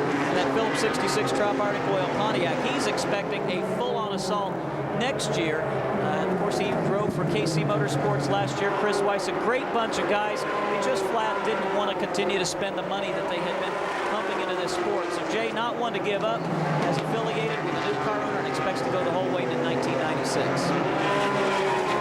We are right at halftime right now. 201 laps into this 400-lap race at Toledo. Brad Loney, Bob Seneker, Mike Eddy, some familiar names up front. One of our most loyal fans hanging on our every word here at Toledo Speedway as we are just into the second half of the race. Brad Loney leading, and in the same frame with him there is Tony Raines. Of course, Raines also into this race with high hopes. He went in early with rear differential problems. As we look back at the first half of the race, Rob Albright, our summary right now, 7 different leaders, 8 lead changes, and we still have 14 cars on the lead lap. It's been very interesting to the midpoint of this race, primarily because drivers have chosen off times to make pit stops. By that I mean normally you'll see all the leaders coming in together. That has not been the case today.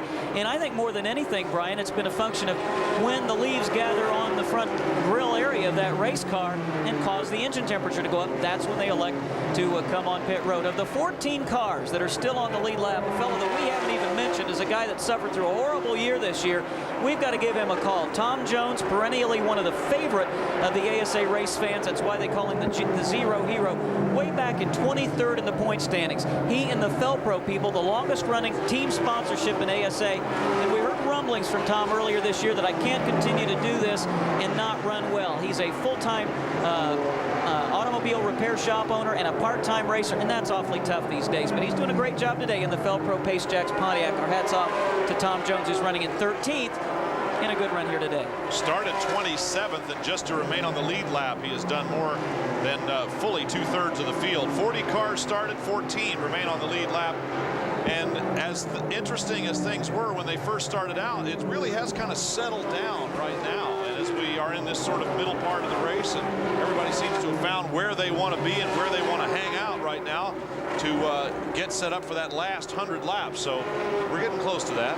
Well, you can see that Bob Seneker and Mike Eddy have begun to close in on the leader, and that, of course, is Brad Loney.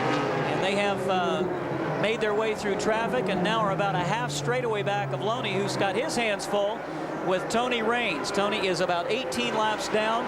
He was on pit road with a problem in the rear end for an extended period of time, but he's hanging right on the tail of Brad Loney. Well, if it sounds like I'm stuttering, and we got a car in flames. Oh. Dennis Berry's car number 75 erupts up in turn number 3, and that car has come to rest in the 4th corner, and I've not seen that much flame come out of a race car in a long, long time. A very spectacular incident there. Dennis Berry out of the car and over the wall. He's probably rolling around in some leaves over there, and we're just glad that he seems to be out. Of course, the obvious answer to why that car went up in flames, he must have broken a fuel line or something, which fed the flames quickly. It was a conflagration in a hurry over there on the 75 car. So the split fire Pyroil All City Hardwood Chevrolet up in flames at turn number 2, and the crew running after it right now. There you can see they're quickly attending to the flames. Dennis is over on the other side of the car. You know, a lot of times you'll see a car going quickly up in flames, as that one did, and Dennis Berry, I think, is in some pain. He's probably sustained some burns or some smoke inhalation, but if it's an engine that lets go, usually something's broken in the engine, and the oil flames up very quickly, and it'll be a big flame for a very short period of time, but that burned for a long, long time. So we're only going to sit here and not even conjecture what might have really caused this problem for Dennis Berry. Well, he's over there in the woods, and the crew, not only his own, but the safety crew here at the racetrack, and they're obviously concerned, and they're still having some problems over there with Dennis Berry, the driver of the car. They seem to have extinguished the flames on the car itself. Here's a look at him, and that looks like something out of a stunt scene in a movie right there. Well, and the way the car did spin, that is usually an indication that an engine has let go, and the oil dumps and it gets in front of the rear drive wheels of the car, sending him into an immediate spin. But what caused it to continue burning is what is perplexing to me. I've never seen that happen unless fitting brakes on the fuel tank or something like that to cause fuel to be able to ignite as well. Well, he backed it in pretty hard, but the car was already in flames at that point. A lot of the leaders, including Brad Loney, have come into the pits and are now back out again. Obviously, we're under caution here at Toledo, and we'll be back in a moment. The level of concern over the driver of the number 75 car and the car itself, of course, is still at a very high level. Let's take another look at what happened. Here is the car. And that, of course, is that split fire Pyroil Chevrolet. There's Dennis Berry bailing out, and you can see that he rolls down behind the wall. And, you know, my feeling is that probably is more smoke than anything else. Ralph Shaheen has already talked with some of the crew members. Ralph? You can see the car over our shoulders back here. They've got a stretcher out. Dennis is still behind the wall. The crew and the medical staff attending to him there. And I'm with Dick Hoffman, his car owner. Dick, you've talked to him via the radio. What have they said? Well, they just said he got a little warm and black smoke and just needs some air. Any idea what could have caused the car to erupt like that and then stay lit like that? Well, I don't. He complained that the power steering was out about 20 laps, and you've seen what I did. I have no idea. And amazing, you can see he is finally up and standing now, and he should be coming up over the wall. You can see he's awfully tired and suffering from, as we said, problems with the fumes that come into the car, all the smoke and so forth. And he seems to be in pretty good shape. I'm sure he'll probably get into the ambulance, so we probably won't get a chance to talk to him just yet, gentlemen. But good to see that Dennis Berry is up and okay and walking around. Well, it's also... there he is. He's actually up on top of his car waving to the crowd. So he wants everyone to know in no uncertain terms that he is okay. Here's another look in real time. And there it is. Just a huge ball of flame as it backs into the wall up here. And just even a further eruption just at that very moment. Dennis getting out of the car quite quickly and apparently for the most part just smoke and fumes. And I always remark the way some of these guys will understate. Well, he got a little warm in there. It's like jumping into a pizza oven. I guess it was a little warm. You know, historically, fire has always been the racer's greatest nemesis and the greatest fear, but with the advent of the dual-layer fuel cells, we haven't seen a lot of fire, and usually the only time it happens is when a car hits the wall with the tail end first and it breaks that seal between the valve and the fuel cell itself. The fuel cells just never seem to have any problem, but again, we don't know if that was a part of this or if it strictly was a result of engine oil.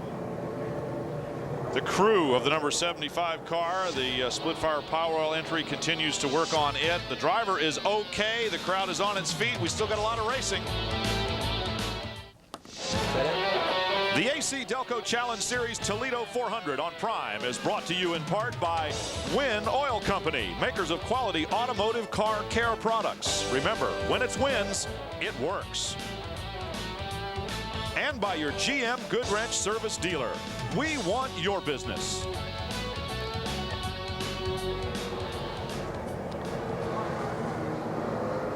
Things have calmed down just a little bit here, and here is Mrs. Dennis Berry, and she is showing some concern, but also a measure of relief, I would expect. We saw that Dennis was very definitely all right, at least for the most part, and the car, by nobody's measure, is all right. That car is done for the day, if not for quite a while.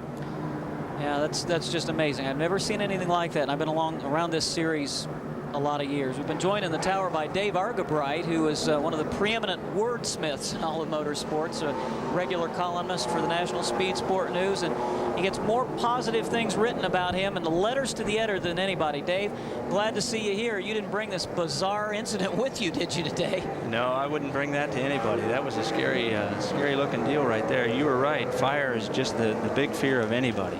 I know you've been kind of making the racing rounds this weekend as we get ready to go back to green with Bob Seneker, Gary St. Amant, and Joe Knott running 1, 2, 3. First time you've been at an ASA race in a while. You know, and the startling thing to me is the young drivers that are really coming to the front here. Brian Reffner is extremely impressive. You just got a crop of young guys, Brad Loney with this series, and it's got a great future. What happens to some of the veterans, like a Tom Jones, like a Ken Stauffer, who've been around for years and years? It just gets tougher and tougher for them. Don't they, at some point, Dave, have to make a decision whether or not it's worth it? And you just can't come to this series and be a part-time racer anymore, no matter how talented you are behind the wheel. Right, and I think a lot of guys think that they hang with a series long enough and they're bound to win some races when some of the real leaders like Seneker and Eddie and so on retire and go on, but it doesn't work that way. You don't just mature into winning. You have to have a good team with you, and you've got to have a total commitment with everybody down the line, and it's very tough to do that with a part-time racer. Another incident on the racetrack, excuse me, gentlemen, is right down here on start-finish line. The Simonton Windows entry of Dr. Yale Conley has found the wall exiting turn 4, and substantial damage to that automobile as well. You see he's rearranged the whole front end of the car, and he too is about to climb out and is apparently all right. We saw the window net come out, and we have yet to see Dr. Conley emerge, but I'm sure he just tagged it pretty hard there. Could have been as a result of perhaps some of the fluids or dust or whatever from the track crew that cleaned up the incident, because up in turn 4, of course, is where Dennis Berry went. Let's take another look at it here, Rob. Coming off turn number 4, there he is, hard into the outside retaining wall. Again, we would not even dare to conjecture whether or not there was contact with another race car. What is it about Toledo Motor Speedway? Even when we begin very uneventfully, as we did this afternoon, there's something about this place that, I don't know, there's little critters, I think, running around underneath the pavement, and they just reach up and grab the unsuspecting at any time. Let's go down to Ralph Shaheen, who has tracked down some more of the situation with Dennis Berry. Well, here's the car. It's finally made its way back to the garage area, and usual things, paint melted off and so forth. But look at this. It has melted the spoiler right to the back of the car. That is some amazing heat. I can't even begin to guess how much heat it would take to actually melt the spoiler right to the bodywork. Man, oh man. It's just unbelievable. And of course, the American Speed Association, the bodies are not steel. They're a fiberglass composite with Kevlar, very tough and resilient. But man, nothing can withstand the kind of heat that he had to face. Dr. Yale Conley out of the car and being escorted to the infield. He's waving to the crowd, letting everybody know he's all right. We're under caution here in Toledo. We'll be right back. Loves to see this kind of There's a young fan with a souvenir off the race car of Dr. Yale Conley. He'll have something to take home. He was there when it happened. Tune in to Prime on Sunday, October 15th at 2 p.m. Eastern, 1 p.m. in the center of the country, when the AC-Delco Challenge Series presents the 1995 ASA Championship Race. Hold on to your hats, because as good as this one is, that one's going to be even better. The AC-Delco Rapid Fire 400 live from the Jennerstown Speedway in Jennerstown, Pennsylvania. 2 weeks from today, Sunday, October 15th, 2 o'clock, right here, live on Prime.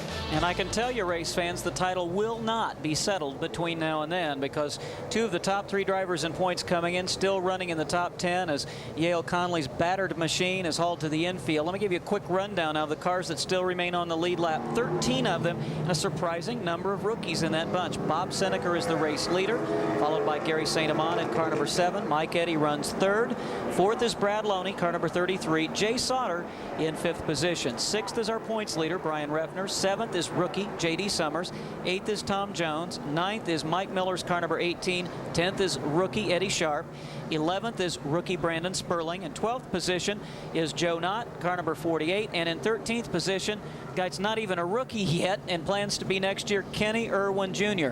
And Dave Argabright, I would say that your expertise, and I watched you work, you helped me do the Little 500 for radio, the sprint car race in May, so I know that you're really more knowledgeable in terms of the open wheelers than the stock cars. Are you surprised at what a performance young Kenny Irwin is turning in this afternoon? Not at all. He's a great young racer, and he's got a good future ahead of him. What Kenny has to sort out, he's at a little bit of a crossroads. He's got to decide whether he wants to race ASA next year or go race open wheel cars, which he happens to be very, very good at. And it'd be a good thing for him to run this series next year, because he could certainly go after the rookie title, and he'd be a good rookie champion. I kind of heard a little mixed emotion in your voice, though. Kind of like to maybe see him stay in the open wheelers? Well, you know, you hate to see a guy get stuck doing anything, and right now ASA gives much more of an avenue out for people than sprint cars and midgets do. So for Kenny's sake, I just hope he makes a good choice that is good for his career. Let's go down to Ralph Shaheen, who's with Dr. Yale Conley.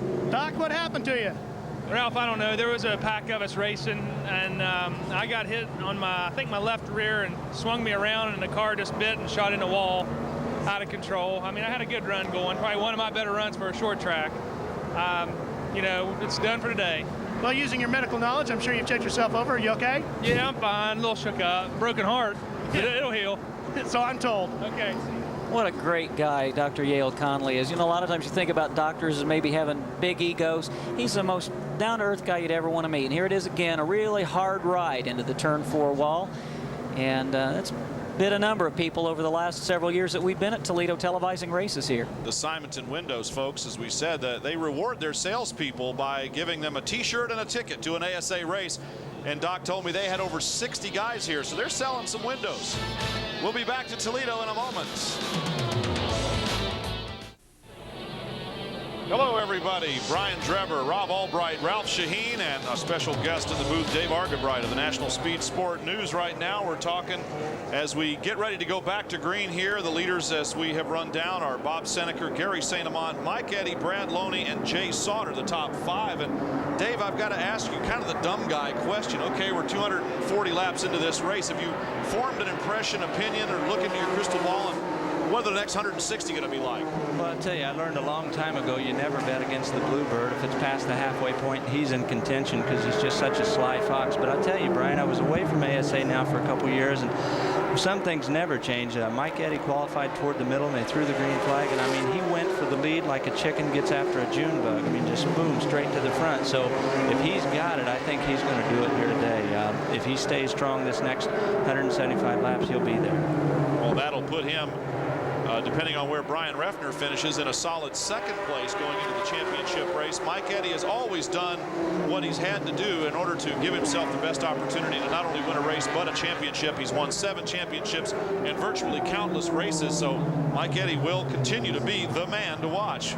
We've got another yellow flag flying, not exactly sure why. Okay, debris on the racetrack. There it is, some genuine, honest-to-goodness, real live debris. Identify the color of that race debris and win a special prize. I don't know. Red and yellow? Eddie Sharp. Yeah, that's what I think, too. Kind of looks that way. Eddie, by the way, is having a great run today. Remains on the lead lap in car number 50. His best performance to date. And since he's made his way to the bottom of the racetrack, and apparently will head on pit road, one might deduce that, yes, that was some fiberglass bodywork from Eddie's car number 50. As he went by the start-finish line, he was minus the right front fender. Well, there he is, right up behind the pace car. He's getting ready to come in. The color of the debris on the racetrack let us know whose it was, and now Ralph Shaheen is down there to let us know perhaps why. Well, Brian, the car was bottoming out on the racetrack, so they're going to bring Eddie in, jack the car up, and take a look to see what the problem is. Could be maybe a problem with the shock, something along those lines, but it's definitely changed the ride height of the car. The car is now scraping along the bottom of the racetrack. They're going to get in there and take a look at up here, especially in the right front corner, see if they can figure out what it is. getting a little bit of help from some of the other crews. I believe that's some of the crew members from Tim Sauter's Tony's Pizza car over there giving a little bit of help. And that right front rim didn't look too good. He's going back out anyway. You know, it seems to me that would almost have to affect the way the tire seals at the bead there on that rim with that bent like that. And I don't know. I guess it's possible that could be part of what his problem is, or he might have. Although they did not take a look at that right front corner at all. Well, they were down under that right front side. No, actually, I meant the tire and wheel. Oh, the wheel. Like yeah, they were looking around the suspension. Maybe Eddie's just gone back out there now as the pace car started to get close, and perhaps yes, it looks like he's getting ready to duck down again. Apparently now hearing that it's the right front shock on the number 50 car, the Sharp Racing machine, that is broken. So they're going to replace it. That'll take them a little bit of time. Getting ready to go back. Green flag. That's some more bad news for Eddie Sharp, who had a great run going here today on the lead lap and moving up. As we get ready to go back to green, if you've joined us late, you wondered we had a 3-car battle for the points championship coming in. Glenn Allen Jr. among the leaders has had problems. Mike Eddy and Brian Revner still very much in the hunt. Also expected front runners today. Scott Hansen and Tony Raines have both had their share of problems as well. Many laps down, but still out on the racetrack. There's Eddie Sharp getting ready to come back in again with a very badly bent right front wheel. That was visible to us, and again now we've heard that the shock is broken. They're going to replace it. Ralph's there. This is one of the shocks in Eddie's car, and it's the top part of the shock here that is broken. They're going around now to the right front part of the car to get it fixed, and Eddie calls me over. He wants to talk. Well, Eddie, what's the problem with the shocks? Yeah, when we got in that mishap with that left car, we broke the right front shock. And man, it was the best race car I've been in all year. Guys are working their butts off. We had a little bad luck, but we're going to keep digging. Maybe it's that new mustache and beard you've been trying to grow. Hey, it's working. Very personable Eddie Sharp, who came into this season with high hopes. Of course, even as a rookie contender, he's currently 4th in the rookie points among 7 drivers who were actively in contention for that Pat Shower Memorial Rookie Driver of the Year. And right now, Rick Beebe is the leader in that competition, the leader on the racetrack, none other than the sneaker himself, Bob Seneker, getting back perhaps to Bob Arterbright here. And now we've seen yet another couple of incidents going on. Is that crystal ball clearing up just a little bit more, maybe? Well, like I say, you never bet against Seneca, and all these yellow laps probably help him a little bit because what he's got, he doesn't have to use up. But you know, you can't count Eddie out. It's amazing. You know, we talk about the young talent they have. These guys have had the staying power all these years. Even among challenger after challenger, those two still rise to the top. The caution flag came out once again. There's a rear bumper apparently off somebody's car. Identify the color of that race car and win a special prize. What, the bumper? Yes. You get to take that with you, right? I mean, that is the prize. Well, it looks like it might be Brandon Sperling's. Well, I don't know. It looked like a red bumper laying on the track, so well, it might be maybe somebody else's. Oh, well, it could be painted red on the inside. Oh, Give there me a you break. go. That's the answer to the musical question. And while we're pondering yet more questions here in the fate of the Toledo 400 and the outcome of this race, we'll take another break and we'll join you in a moment. Welcome back to Toledo Speedway. Back to green here, we hope anyway, for a while. We've had a couple of caution flags here back to back very quickly for debris on the racetrack. Bob Seneker leading, Mike Eddy challenging. I mean, is this sort of business as usual? You might say so. Mike Eddy going for the lead and has it easily. Bob Seneker trying to tuck into second spot. Brad Loney with ideas of taking the same line around the outside of the Bluebird number 84, but Mike Eddy has seized the lead here. And for the record, 254 laps into the race. Let's go down to Ralph Shaheen with Glenn Allen Jr. Well, you can see they're working on the car again. Glenny, this has got to be an awfully frustrating day for you. How are you going to keep your championship hopes up now? Trying to get as many.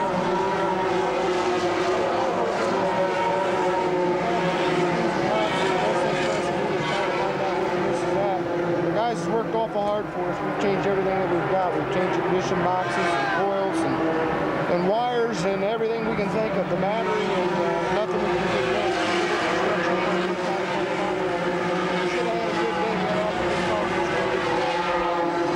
Off he goes. What did he say, Brian? Oh, I'm not sure. We had about a bazillion horsepower in our ears there. And here now is Jay Sauter going around Bob Seneker. So if Seneker is playing the crafty, patient, waiting game, he he's playing it not quite as well as Jay Sauter and Brian Refner, both of whom have gone around number 84. And we've seen at this track in the past that sometimes it takes a car a number of laps after running under caution to really get running well again. The tires cool down. That may be the situation for Seneca, but he's not going backwards on purpose at this point. And they continue to slide by on the high side. Now it's Mike Miller and J.D. Summers closing up to try to shove Bob back yet a couple more spots. J.D. Summer going low. Mike Miller trying to work around the outside as Seneca would defend that low track position. That would leave him vulnerable for a high side pass. Miller and Seneca were going at it earlier in the race as they started very close to one another early on and challenged for the lead. When Seneca was the leader, it was Mike Miller pushing him in second spot very early in this race. There's the best battle. It's for third position as Mike Eddy and Brad Loney have checked out, and about 10 car lengths separate them, but only a couple of cars between Jay Sauter and points leader Brian Refner running in the third and fourth positions. We've seen Jay running a handful of races this season with some really strong performances, especially on the road course. Right now at this late juncture of the race, in his maybe best position to win one in the entire 1995 racing season. He's looking really at this as a launch into 1996. Ralph Shaheen has chased some more information on the situation with Bob Seneca. Ralph? Well, unfortunately, Brian, it's not good information. Bob Seneca is down a cylinder. They don't know why. Maybe a plug wire's come off, but the car is definitely running on 5 cylinders, not the 6 that it's supposed to be on. Well, I'll tell you, it's running awfully well to be down a cylinder because J.D. Summers and Mike Miller have both lost some ground to Seneca, though that might have been because of lap traffic. But Bob is still hanging on to 5th position, and you know now it's dropped about 15 car lengths back of the third place battle between Jay Sauter and Brian Refner. You also have to wonder sometimes when a car sputters like that, if it isn't just water in the fuel or something that momentarily causes the car to cough and sputter, run down a cylinder, maybe a piece of carbon getting stuck in between the electrodes of the spark plug. It clears itself out. We'll have to keep an eye on Bob Seneca because he certainly isn't losing very much ground, if any at all, to Jay Sauter and Brian Refner running just in front of him. You have to believe that if Brian Refner begins to put some heat on Jay Sauter, Jay will think twice about running him extremely hard. It could come back to haunt him in the future. He does not want to be a factor in the outcome of the points championship. And all but forgotten while we watch this race here for third place. Up front it is Mike Eddy followed by Brad Loney.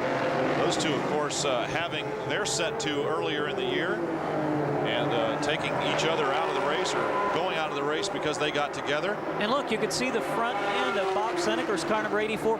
He is closing again on Jay Sauter and Brian Refner. And I think it may be Jay is losing the handle just a bit in car number 1 as he's now a straightaway behind Mike Eddy and Brad Loney. By the way, up there, Loney's beginning to close in, so as soon as that tightens up, I'm sure we'll go back to the front. But right now, this battle for third and Bob Seneca closing in 5th, the best one to watch. Lead lap involved right now is on the outside. It's trying to beat Brian Refner. He was waiting until that last 100. Well, he's a little early right now. We're at 270 into the race, 270 laps out of 400 to compete here at Toledo. A longer race than we had here in the spring. That race won by Mike Eddy. You know, a lot of people have said to me, well, it really, you guys should quit talking so much about Brian having been a rookie last year because he's a 30-year-old veteran short track stock car racer. But there's a big difference between running 30 and 40 and 50 lap features and running 300 and 400 lap races. It takes a completely different mindset. And what has been amazing to me is how Refner has matured in his driving strategy and style. At any given point in the race, he takes whatever the car and the competition will give him. He just does not put himself in, tenuous positions out on the racetrack, and that's why he's leading the points. Mike Miller putting a move inside on Sauter. Sauter indeed may be losing a little bit of the handle on the number 1 car there. His machine apparently not as good as it had been earlier. The Phillips 66 Trop Arctic Oil Enders Tool Pontiac sliding backwards, losing a spot to Mike Miller in the number 18 car. Still a long way to go. 272 of 400 laps completed. We will run to lap 400. One thing that has not come into play at all today is what's referred to as the competition yellow. Should we go for 100 laps uninterrupted green flag racing, we would see a mandatory caution that will not occur within the last 20 laps of the race. So if we don't see a yellow within the next 6 laps as we've completed lap number 274, we will not see one in the remainder of the afternoon. Wonder and ye shall be enlightened if Ralph Shaheen is on the job. Ralph? Mike Chaffee is the crew chief for Jay Sauter. Bob Seneca seems to be reeling him in. What's wrong? The chassis is just a little bit off right now. I've been trying to talk to him to tell us what we need to do to fix it, but we're hoping we'll get a yellow flag, put some tires on. That's Mike Chaffee, crew chief for Jay Sauter. Looks like smoke may be coming out of their lead cars. Well, actually, the second place car, number 33 of Brad Loney, a lot of smoke for a couple of laps, and now it seems to have diminished somewhat. So again, we're going to kind of guess maybe a power steering pump going away for Brad Loney in that Winnebago Flex Steel Econo Foods machine. And we've got a spin coming out of turn number 2. It is Mike Miller. Let's see, the yellow is coming out at the start-finish line. Caution flag. Miller looking a little bit loose there, actually just earlier. So this caution coming out will be a timely one for several drivers.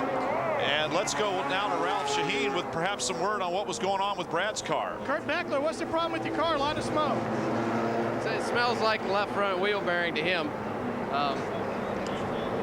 We'll just see you take a look at it and see what the problem is. Okay, well, he's on his way in here. So the crew's getting set. They're going to be changing the tires on the car. They'll lift it up in the air and get up under there. See what we can figure out the problem is for the number 33 car of Brad Loney.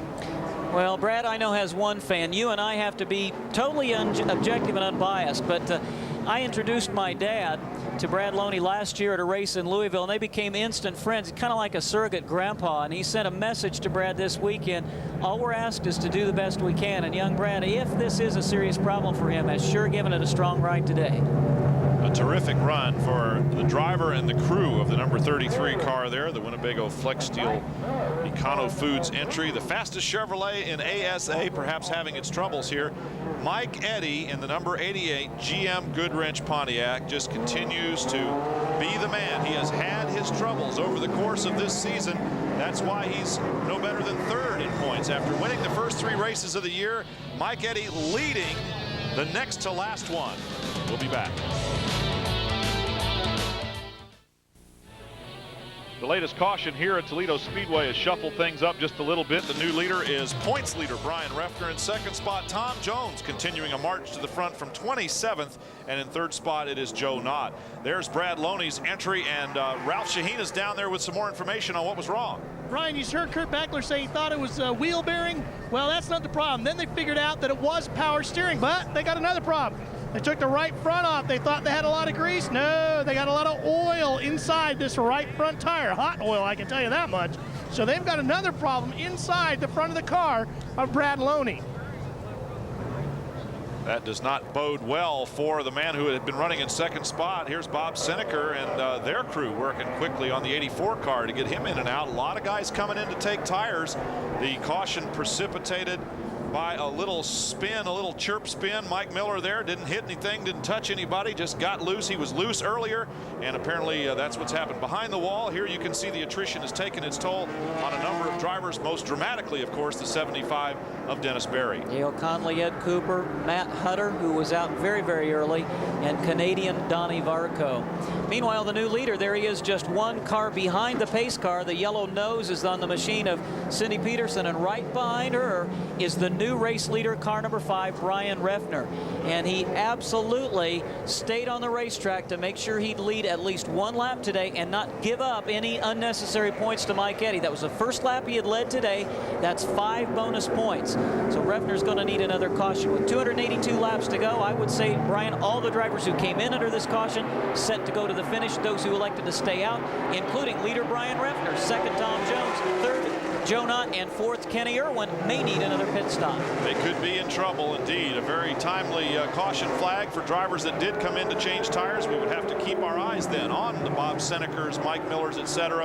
of this race, who will be heading for the front shortly as fresh tires become more of a factor. We are 283 laps into this race. Just over 100 laps remain. Now is when we would expect things to get very interesting, and this latest pit stop has already provided just a peek into what the last 100 laps in this race are likely to be like. No lap cars separating the top 4, beginning with Reffner going through Jones, Knott, and Irwin. In 5th position now is car number 51, the rookie Brandon Sperling. Jay Sauter is 6th, Mike Eddy 7th, and Brad Loney 8th. Of course, Sauter, Eddy, and Loney all came on pit road under this most recent caution. And Loney exhibiting more than a few symptoms of some potentially serious mechanical problems. So we'll continue to watch the number 33 car for signs of termination out there. But for now, Brad Loney and the Winnebago Flex Steel Econo Foods number 33 Chevrolet are still out there and digging. He is. He's glued right to the back bumper of Mike Eddy. As we go back to the front now, Joe Knott was challenging the number 0 of Tom Jones for second position.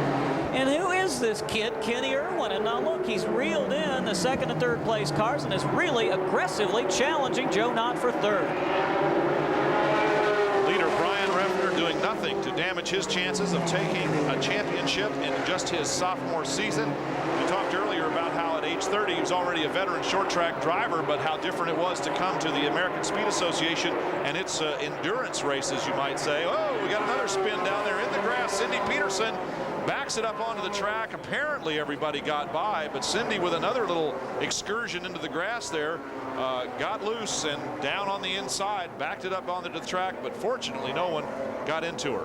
Question, will Brian Refner, do you think, come on pit road now? I would say he would have to. I mean, he can't give up fresh tires to the rest of the field out there for 111 more laps.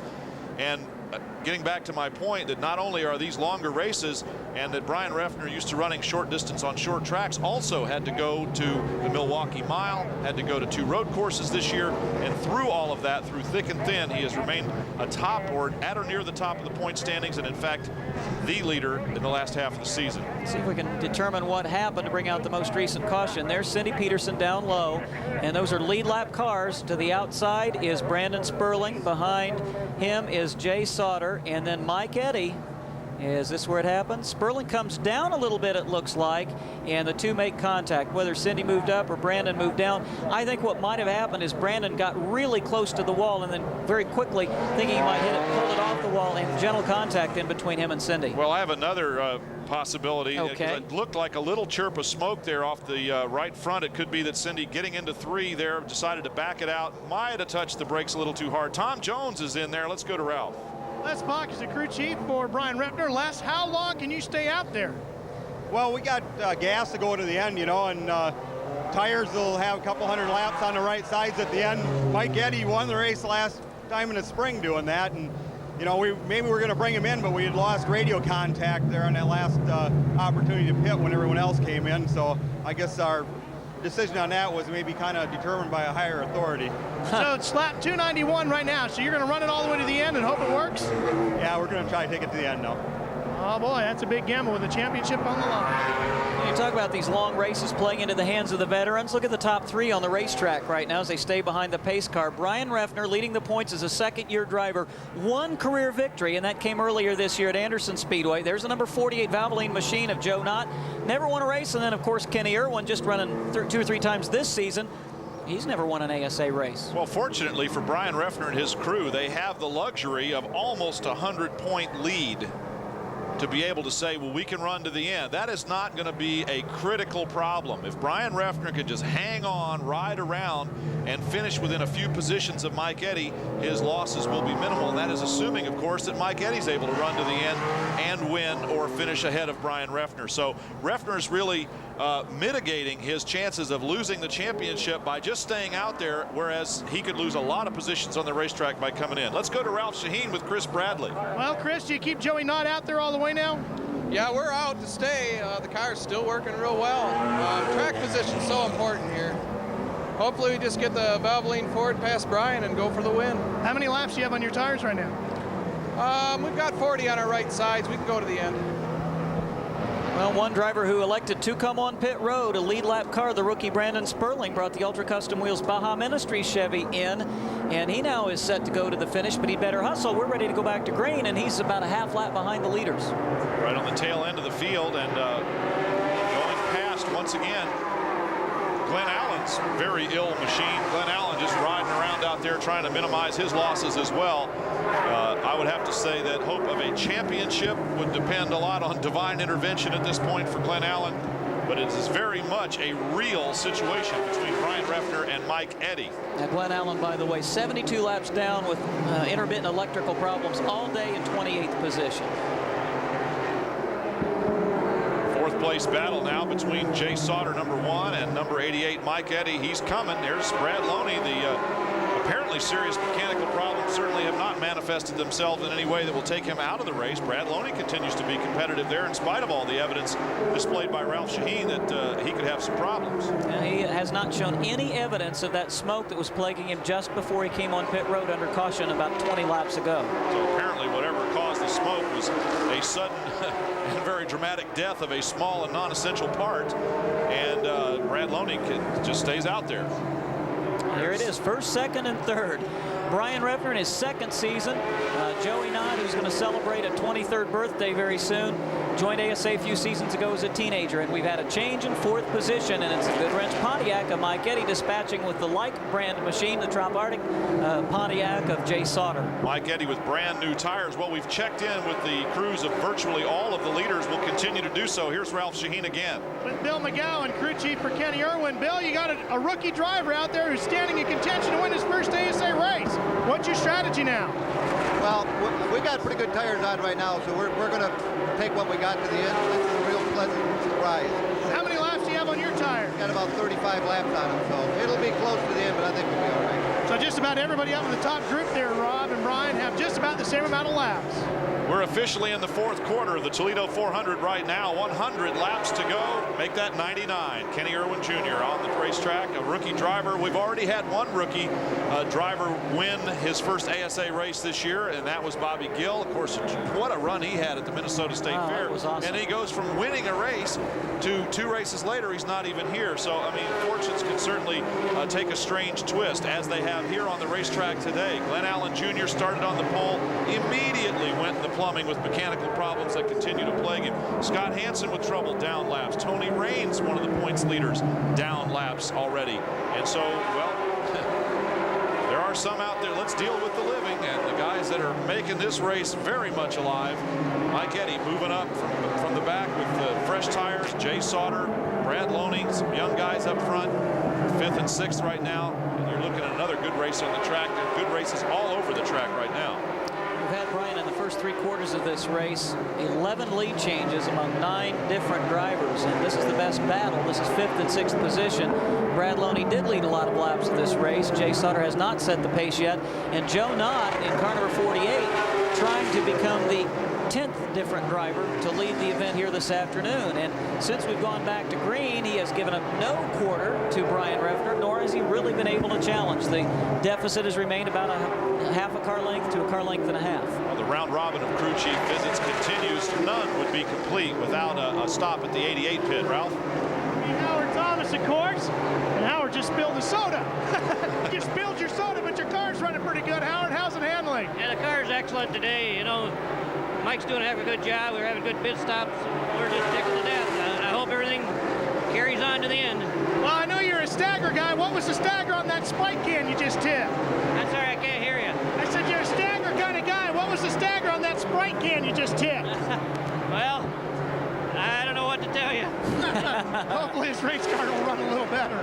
Usually Ralph asks really good questions. That was a little too tough even for Howdy Thomas. Well, that Sprite can took a hard left turn down Howard's arm, apparently. So we'll check on that stagger situation a little bit and follow up on Ralph. And he's still making the rounds down there. We got a lot of racing yet to go here. We're 91 laps to go, to be exact. And we'll keep you posted on the countdown, because this is when everything that counts is going to happen. Boy, this has been a great battle over the last 5 or 6 laps. Mike Eddy, once he got around Jay Sauter, quickly was able to catch Kenny Irwin, but amazingly has not been able to make the pass. And Irwin has fended him off. Now, meanwhile, they have fallen about a third of a straightaway back of the leader, Brian Refner.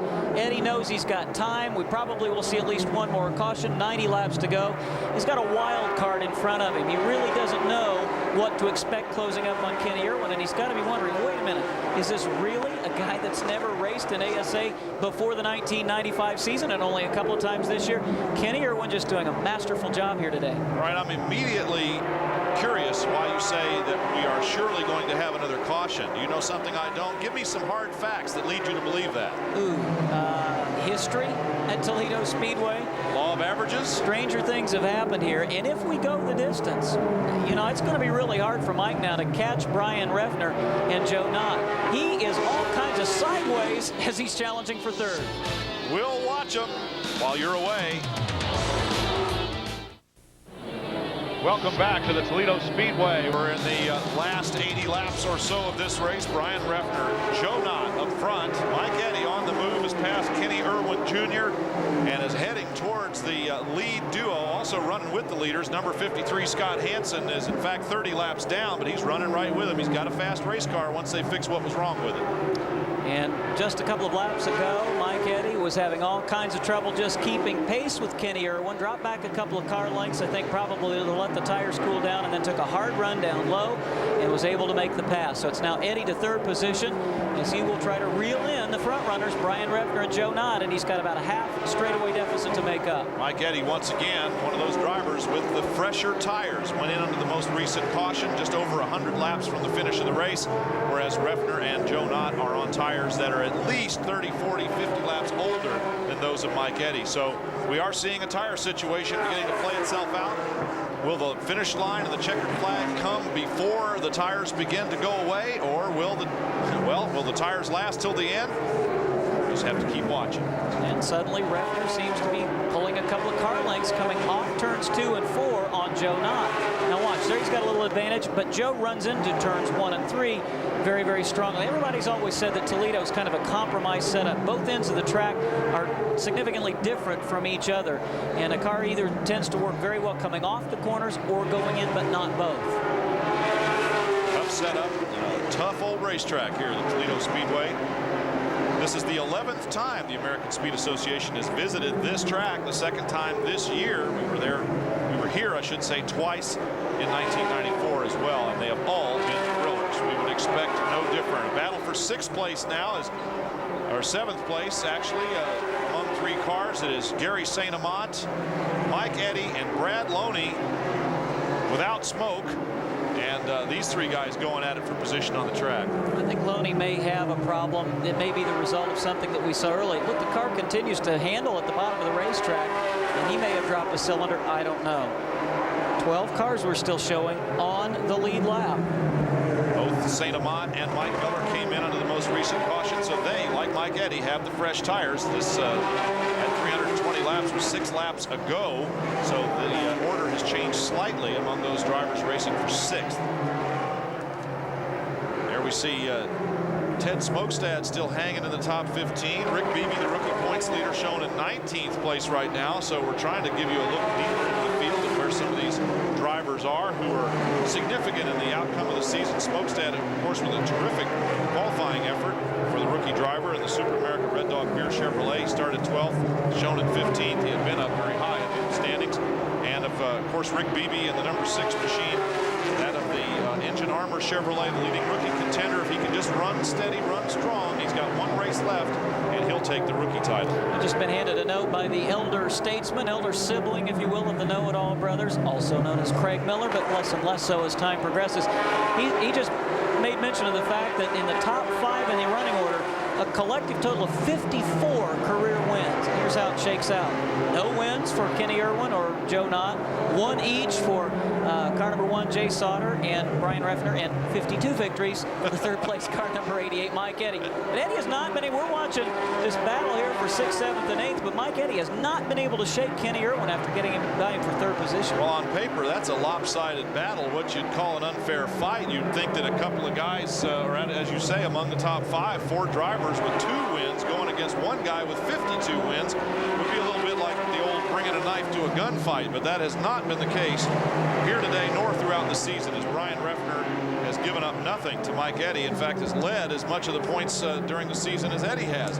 And then we're looking at really the revelation of this race, Kenny Irwin Jr. Now we're looking at number 22, J.D. Summers' car, coming to a very slow crawl directly under the flag stand. And your prediction of another caution flag has come true. It is waving, and here we are at 67 laps to go. And he was on the lead lap motioning to try to get down off the banking and onto pit road. Was not able to do it before Mike Dimmitt found it necessary to wave the yellow caution flag. Now it's crunch time. If you're a lead lap car, do you stay out or do you come in? If you're Brian Refner or Joe Knott up front, you have no choice. You got to stay out there. But if you're near the tail of the lead lap, who knows what fresh right side tires might do for you. And it looks like Mike Eddy and Kenny Irwin, or at least Mike Eddy, is going to come on pit road. We've questioned this strategy before. I'll never question Mike Eddy's strategy. Well, but you had said, though, he was a little bit loose out there, and then he slowed down a little bit, perhaps to let the tires cool, made a desperate run. Now that the caution has come out, he has decided to go in, and it is pretty tough to question a guy that's won 7 championships and 52 races, especially in strategy department. He's the guy that calls the shots. Ralph Shaheen can go over and talk to Howard Thomas or anybody else on Mike Eddy's crew, but they're only going to tell you what Mike's calling for. I'll tell you what I think is really going to be the telling factor as to whether or not this is a smart move is how many other cars come in with him. Because if he comes in, has a good pit stop, and 20 other cars come on pit road, that's going to put him in a really strong position. He won't have a lot of people to pass. But if it's only him and Brad Loney coming on pit road, it'll be tough. But I see a whole string of cars behind them. Brad Loney being one of them. Refner apparently is going to stay out, as is Joe Knott. And then we'll just have to see who else decides to come in. Here comes Mike Eddy.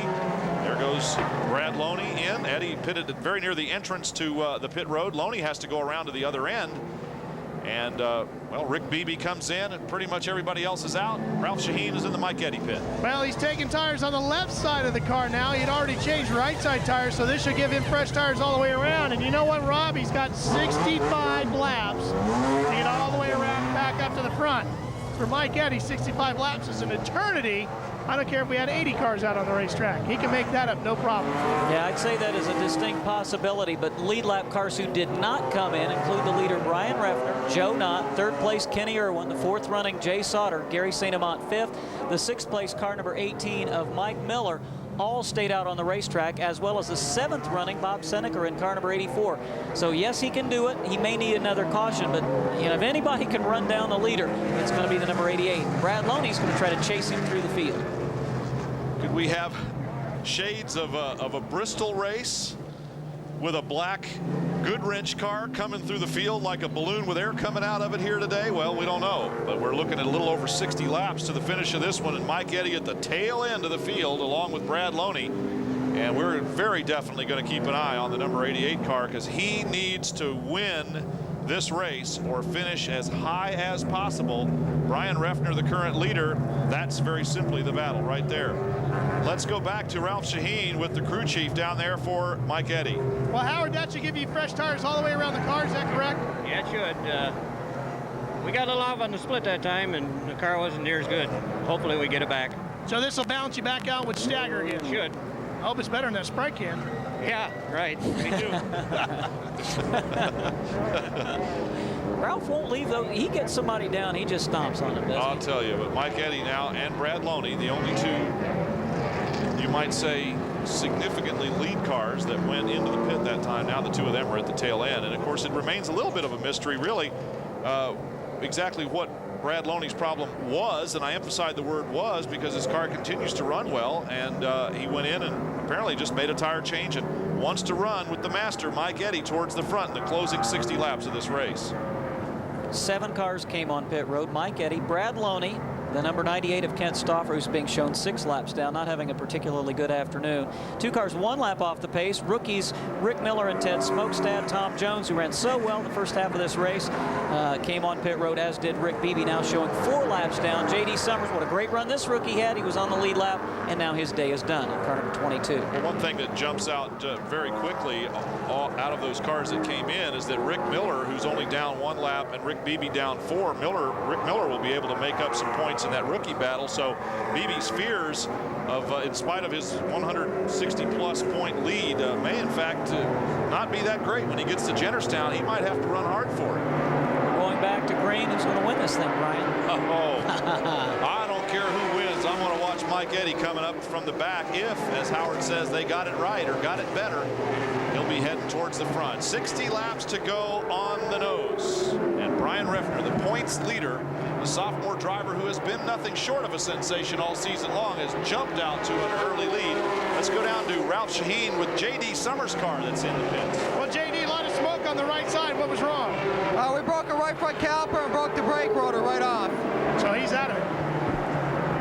J.D. JT Summers, once again, so fast in every race that he has started and run in, but then something takes him out of contention late, and that's exactly what's happened here again. Jay Sauter moving inside of Joe Knott there to take over second place, or third place. Just an incredible performance by Kenny Irwin. Here's a battle now for third position as Joe Knott, suddenly the handle has gone away on car number 48, and Jay Sauter has moved into third position.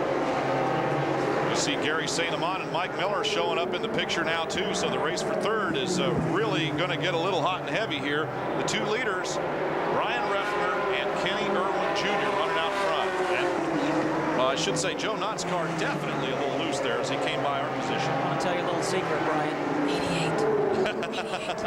I mean, he is screaming up through the field. Let's not watch him. Let's watch this battle for position, because soon enough he's going to be in the middle of it. Oh, there he is.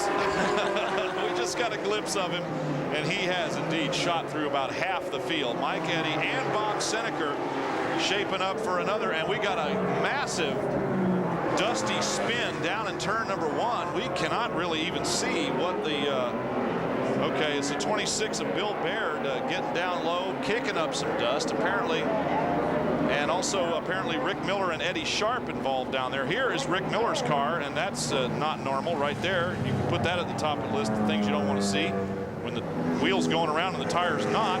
And here's Eddie Sharp getting ready to climb out of the number 50 car. Kind of an up and down day for him. Yeah, it really was. And, you know, when you have a good run going, you've been on the lead lap for so long, and then to have that extended stay on pit road to repair and replace that broken shock, so many times you see a driver come back out and then be involved in something pretty significant on the racetrack. Ralph Shaheen is with Rick Miller right now. Well, you can see the right front tire, or the left front tire is just broken right off of the suspension components. They're telling them to shut it off.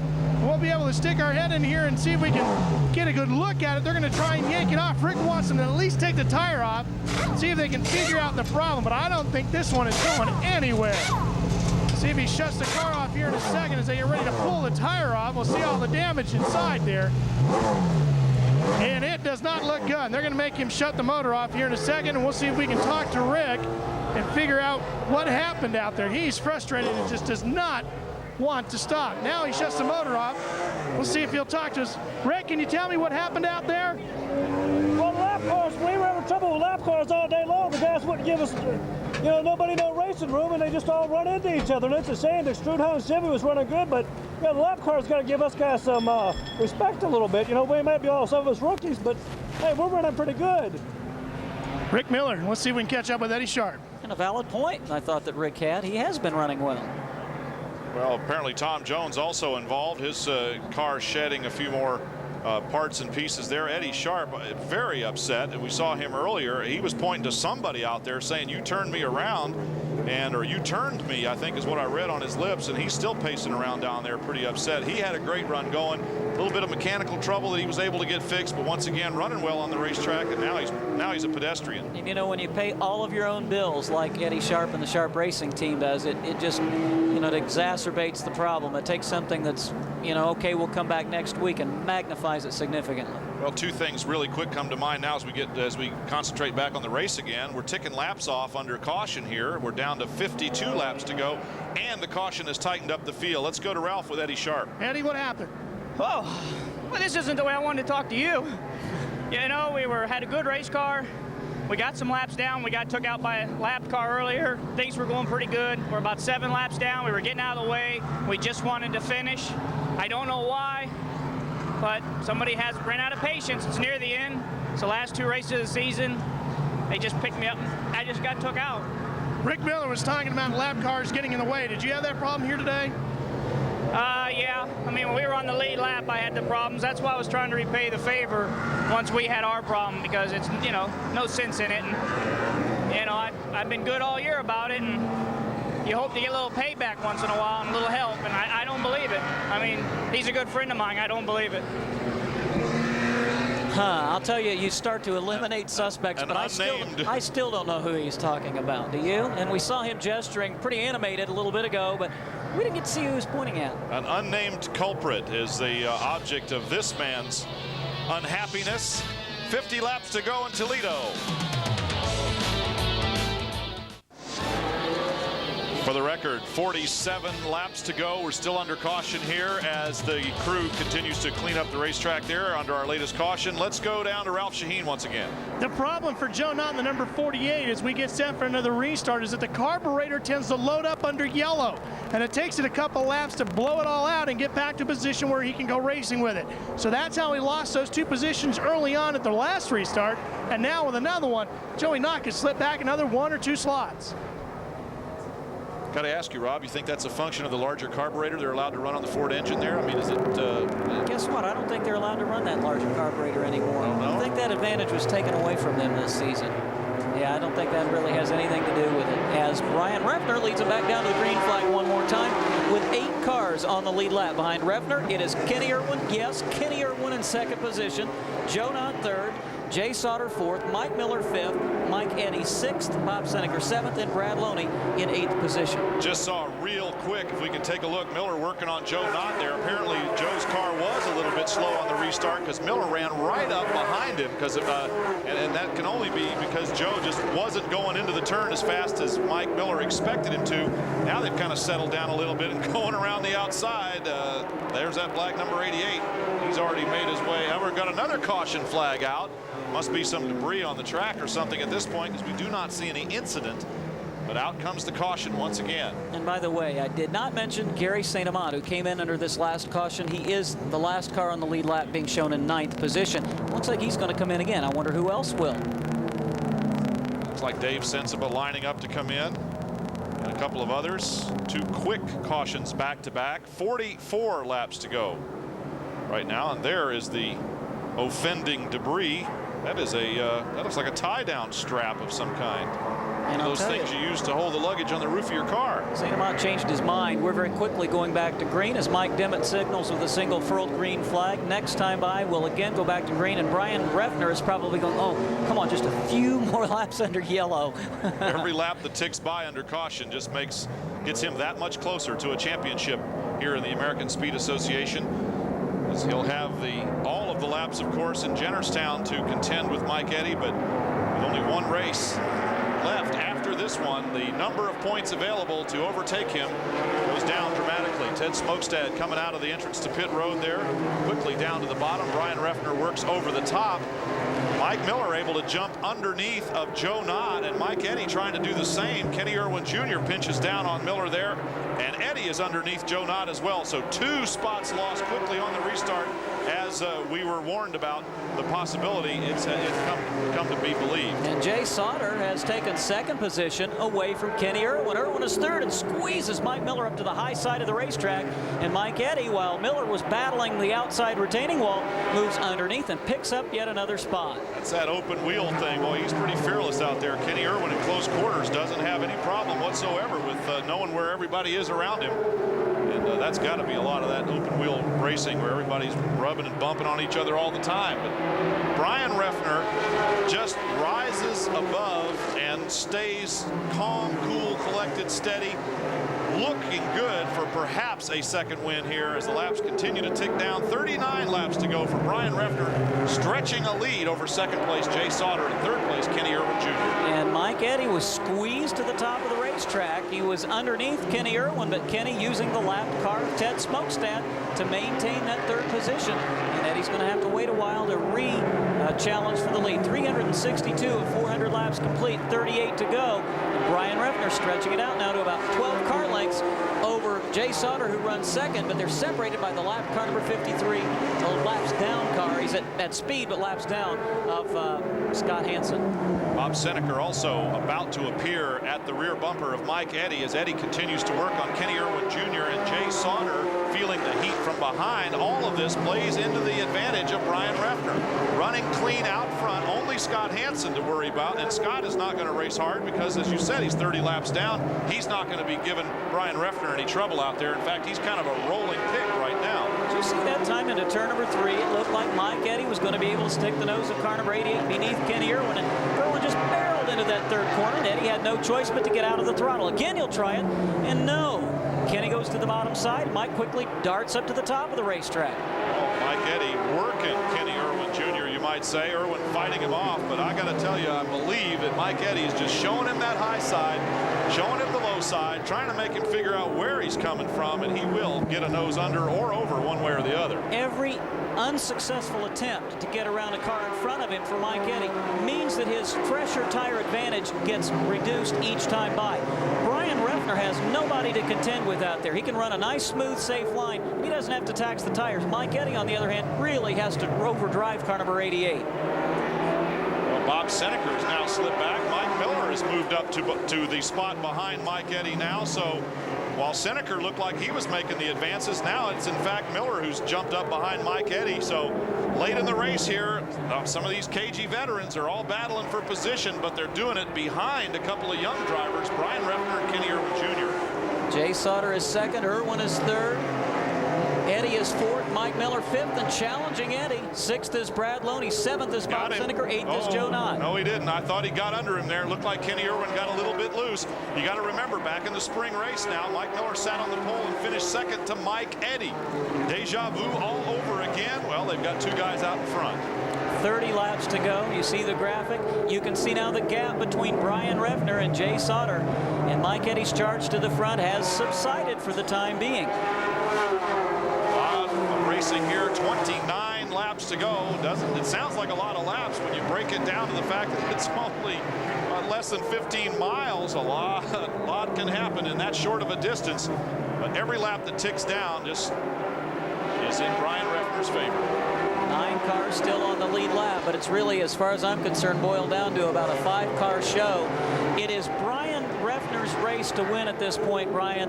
As these cars battle for second position, he and his jam car, Scott Hansen, who runs right behind him, continue to stretch it out over the second place car of Sauter, but maybe not for long. Kenny Irwin goes to the low side. Kenny Irwin under Jay Sauter. Mike Eddy also goes under Sauter, and we'll see if his move is successful. And Mike Miller darts through on the inside. Sauter caught in that revolving door on the high side of the racetrack, loses 3 spots just like that. All that it's done is moved those 3 guys up a notch, and Jay Sauter shuffling towards the back also lost a position to Brad Loney. The 33 car still running strong. You know what's hurting Mike Eddy as much as anything? He can't just worry about Kenny Irwin. He's got to contend with Mike Miller, because if he slips or makes the wrong decision as to where to go, should he try the high side of Irwin, guess what? Veteran Mike Miller's going to go down low. Well, you're talking about a race between Mike Eddy and Mike Miller for the final spot on the podium right now. Leader is Brian Refner, second is Kenny Irwin Jr., and that's the race we're looking at, I should say, the race for second. There's Refner just disappearing there in his BMW entry. Structural Transport Ford, sponsored by PMW, the points leader. To have any shot at a win, I think Mike Eddy needs to get around Kenny Irwin under green and then hope for one more caution. We've seen fate fall in his favor so many times over his illustrious racing career, but I don't know. It has been Brian Refner's year from the first green flag of the season. His bad tracks as a rookie have become his better tracks this year as a second-year driver. He just does not make mistakes. Kenny Irwin Jr. making very few, if any, mistakes as well, and trying to hold off the charge of Mike Eddy and Mike Miller. We are 12 laps to go right now from the 22 laps. Make that 22 laps to go from the finish of this race. And of course, regardless of how many caution flags come out, we will race 5 laps to the checkered flag at the end of this race. There was a rookie last year that ran so well here at Toledo, almost won the race after getting tangled up with Jay Sauter a couple of laps to go in that event, and that, of course, was Dave Sensiba.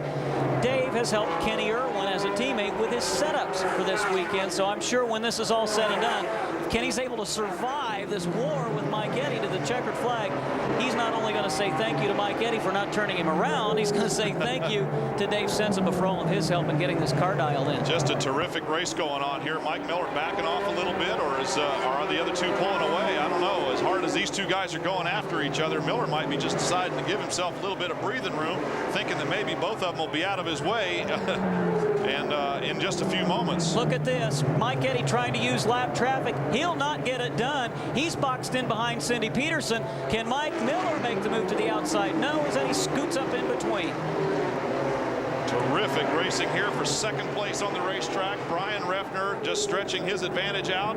They do seem to be closing just a little bit, but which is easing off. Stretching his advantage out, closing just a little bit. I know it comes and goes, right? It sure does. And Brian Refner just seems to be able to do it at will out there. We quit watching him, and you're right. It does look now like that Kenny Irwin and Mike Eddy, maybe racing so hard for position, are just overdriving or outdriving Brian Refner.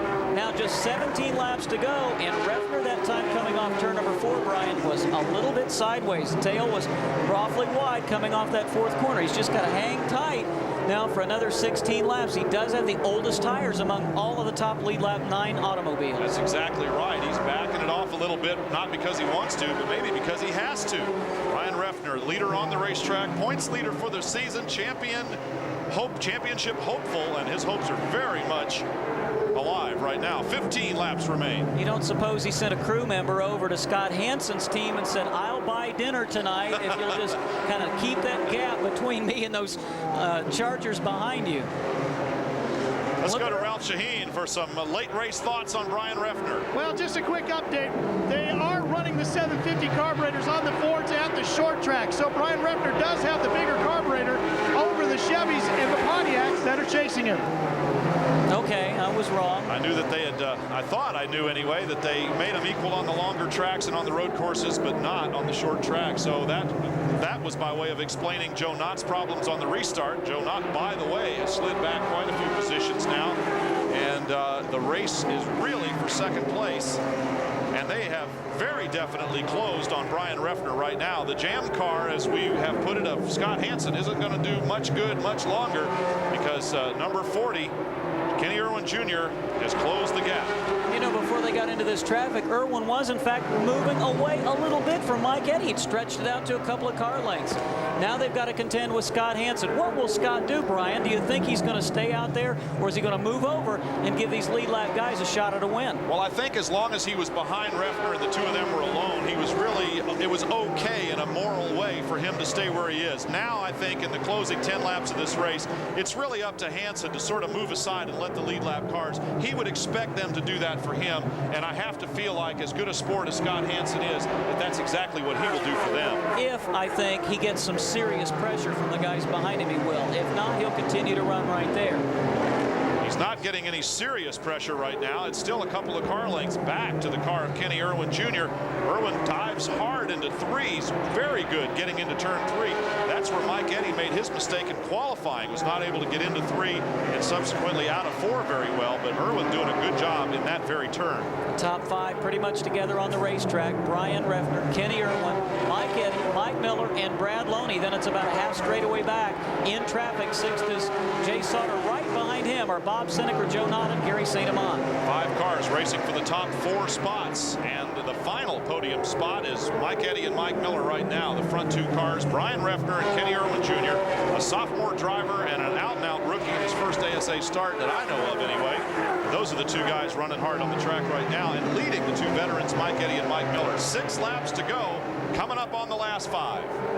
And Mike Eddy has nothing left, it doesn't appear, for Kenny Irwin. Even if he was able to get around Irwin, could he catch Refner? And now Hansen's got a decision to make as he has moved right in behind Refner. Is he going to pass Brian? And maybe that would be the smart move if he is able to get Mike. And Mike Eddy spins coming off turn number 2. And if you were going to point to a guy and say he'll spin, that would not have been the one in that lead group that you would have expected. Well, Mike Miller and Mike Eddy were very close to one another. The caution comes out, of course, with 5 laps to go. Mike Eddy is out of the race. It was Mike Miller that was behind him. Was there any contact? We're going to have to wait and see and hope perhaps that our camera guys and our videotape replay guys do the usual superb job. And here it is. You may have just witnessed the defining moment in the 1995 AC-Delco Challenge Series Championship. Mike Eddy, the handle's going away. Mike Miller trying to pressure for position. There was just a little bit of contact, and that's all it takes when you're on a greasy racetrack. And we'll look from a couple more angles. I think there was slight contact, but it was so incidental, Brian. I think it was more a factor of where it occurred on the racetrack than the fact that there was actually much. And you can see Mike Miller was on the brakes trying to allow Mike Eddy to get straightened up. So well, he certainly got it straightened up quickly. Took out one of our banners. One more quick look here, and then we're going to go down to Ralph Shaheen with some thoughts on it. Here we are again, coming out of 2. And Eddie definitely a little out of shape there. Can't see if there was contact between the front of Miller's car and the rear of Eddie's, but it certainly appeared as though either Mike Eddy was on his way around a little bit on his own, coming out of that second turn, or that Mike Miller, trying to avoid it, got into the back of him there. And well, we don't see any real obvious damage on the front end of Mike Miller's car. Net effect is Miller's now third. Let's go down to Ralph Shaheen. Well, Carl Hyland just walked over to talk to Howard Thomas. Howard, what did Carl Hyland say? I'm sorry, I didn't hear you. What did Carl Hyland say to you? Was there contact? Yeah, Mike got into him a little bit. Turned him around. What more can you say? I guess that's about it. Yeah, and it's one of those deals where I know that's an overworked racing phrase, but you really can't fault the way that eventuated. And I know Mike Eddy's been on both ends of this kind of a situation. A lot of times he's had the finger pointed at him for it. This time, unfortunately for him, he was the recipient. Well, and these are two guys that are terrific friends. They're pitted directly across from one another. They have shared information, parts, and everything else all season long. Carl Hyland, by the way, the crew chief for Mike Miller on the number 18 car. The 18 machine of Mike Miller now in third spot. The Funcoland Kings Controls Pontiac has inherited third by an incident that brought out this latest caution. The lap count frozen at 3:09.5. We will race 5 laps to green. What does this do for the chances now? As what is Scott Hansen going to do to allow? Well, there's your answer right there. Scott has moved to the low side of the racetrack, and we do freeze the lap count. I can't imagine we've got any first-time viewers, but if you've just joined us and you're brand new to ASA Racing, the last 5 laps must be run under green flag conditions. That means that Brian Reffner's victory here this afternoon is very much in doubt. We've run 4 laps now under caution. He'd have been taking the white flag this time by and would be assured of victory. Not so in ASA. You got a race to the win, and Kenny Irwin had a stronger car, Brian, over the last 15 or 20 laps. Reffner no longer will have the luxury of Scott Hansen as a buffer. Can he hold him off? Let's go down to Ralph Shaheen once again with Brian Reffner's crew chief. That's Les Bach. Les, what are you saying to Brian with just about 5 laps to go? Well, just tell him to get a good start, you know, and just keep his cool, you know, and take it to the end. You know, we got a good shot at winning this right now. Do the tires seem to be holding? Yeah, they seem to be. You know, they came back good after that last yellow, so I think we'll be all right. Well, it is Brian Reffner, Kenny Irwin, Mike Miller third. Fourth is Brad Loney. In 5th position, several car lengths back, is Bob Seneker. 6th is Joe Knott. 7th is car number 7, Gary St. Amant. They're telling us it'll be 4 laps to go when they go green. Apparently they are counting a single lap prior to the caution, or prior to the countdown here or something. I'm not sure exactly why. Normally it's 5, but we're seeing 4 laps to go on the lap count. Well, what happened is the incident occurred after they had completed lap number 396, so they don't revert back a lap. It's just that the last 5 must be run under green. Had the accident occurred on lap 398, we'd stop the lap count there and would have 2 more green flag laps. It's just the last 5 will be raced under green flag conditions.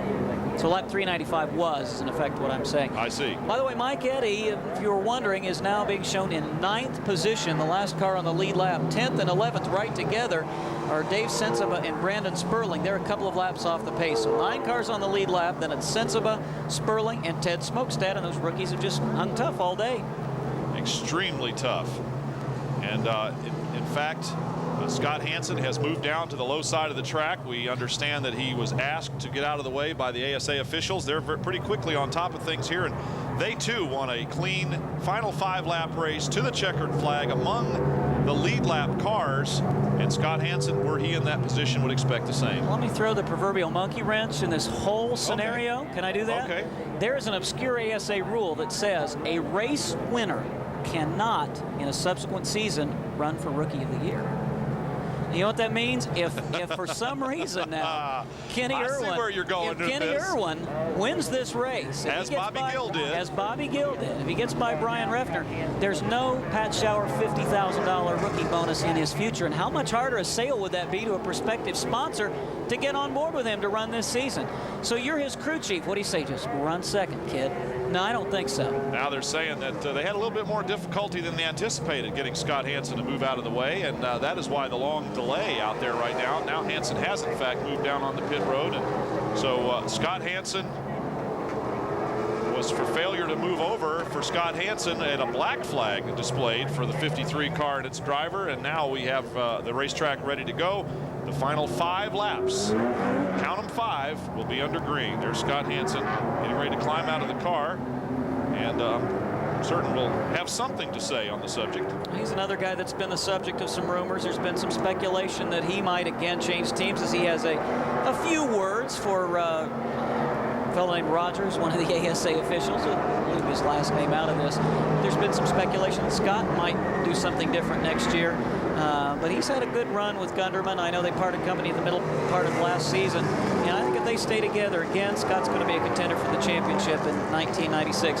You know, it's a situation, you get to this time of year, and almost everybody has at least a few rumors being told about them. You know, that's what keeps it interesting, and we're ready to go green. Well, I think it's mandatory that rumors be spread at the end of the racing season. It seems to be, you talk about an obscure rule. I bet if you read the really fine print in almost any governing body rule book, you'll find that, yes, silly rumors commence within 5 laps of the end of every season. We're back to green flag, 5 laps to go. Brian Reffner leading, 4 laps to go, it will be. And Brian Reffner leads over Kenny Irwin Jr. and Mike Miller. That's the podium spots right now, with Brad Loney trying to challenge to get up there on the steps as well. And Irwin didn't get a particularly good start. Now he closes right in behind car number 5, Brian Reffner. And Mike Miller again could play the spoiler, as he did with Mike Eddy. If he puts the pressure too hard on Irwin, Irwin can't even worry about Brian Reffner. Well, it looked like Irwin a little loose coming off of 4 here. Reffner just kind of pedaling along in the front. It really doesn't matter much what Brian Reffner does in terms of the championship. If the race ended right now, no matter what position he was in and on the lead lap, it would still not endanger his chances much, because his closest rival, Mike Eddy, went out. Now Irwin has moved up the racetrack and is slowing dramatically. His car is all over the place, gets into Sauter. Now Irwin out of the way, Mike Miller into second spot. That was extremely weird. He must have cut a tire. He's into everybody out there. He cannot control the race car. Mike Miller is second. Brad Loney is third. 2 turns to go. It's going to be Brian Reffner trying to control his own fate in a championship. The double checkered flags, and he'll win it by half a car length over Mike Miller. A pair of second place finishes for Mike Miller in the 18 car, but this time it's behind sophomore driver Brian Reffner, who has done a very big job of making sure that his chances of winning an ASA championship are sealed. It is not over by any means yet, because we still have Jennerstown, and as everyone has said, anything can happen in a long race. But right now it is Brian Reffner with his second victory of this 1995 season, the second victory of his career. We'll be back. Welcome back to Toledo Speedway, where Brian Reffner has just won the Toledo 400. Congratulations. Tell me about the last couple laps. Oh, you know, we were hoping it was going to go green to the end. You know, we ran a long time on this last set of tires just because, you know, we knew the track position was going to be an important play here, you know, and Mike pitted, and, you know, he had a hard time coming back through. So it was the right decision. You never know if that's the right decision or not until the end. So, you know, we made the right call this time, so I'm really happy. You know, this takes that points battle even farther for us. So, you know, it's really great. You know, it's a second win for us, and our second career is just fantastic. Good day for Brian Reffner, and gentlemen, you can see him clinch the championship live on Prime coming up in October. 2 weeks from today, in fact. The Wins winning move, I think by consensus, is awarded to Brian Reffner for a variety of reasons. The one that really cinched it was holding off Mike Miller's desperate charge to take a victory here today. And a defensive Wins winning move, but sometimes defense wins the game, as it did for Reffner. A car length victory here over Mike Miller. And the third place finisher there we see sneaking into the picture was Brad Loney. The Wins winning move. Here is the top 10 finishers. Brian Reffner, Mike Miller finishing second for the second time this year. Reffner's second victory. Brad Loney third, Sauter Seneker. And we certainly hope you enjoyed this broadcast as we continue to look down the results. A couple of quick final thoughts, Rob Albright. Yeah, Kenny Irwin, 1995-6. His rookie status is still intact. Love to know what was going on with him on that final lap. That's a story for another day, and we will join you 2 weeks from today at Jennerstown for the championship race. For Ralph Shaheen down in the infield, for the entire crew here of Group 5 Sports, and for my broadcast partner Rob Albright, Brian Drever saying so long. We'll see you soon.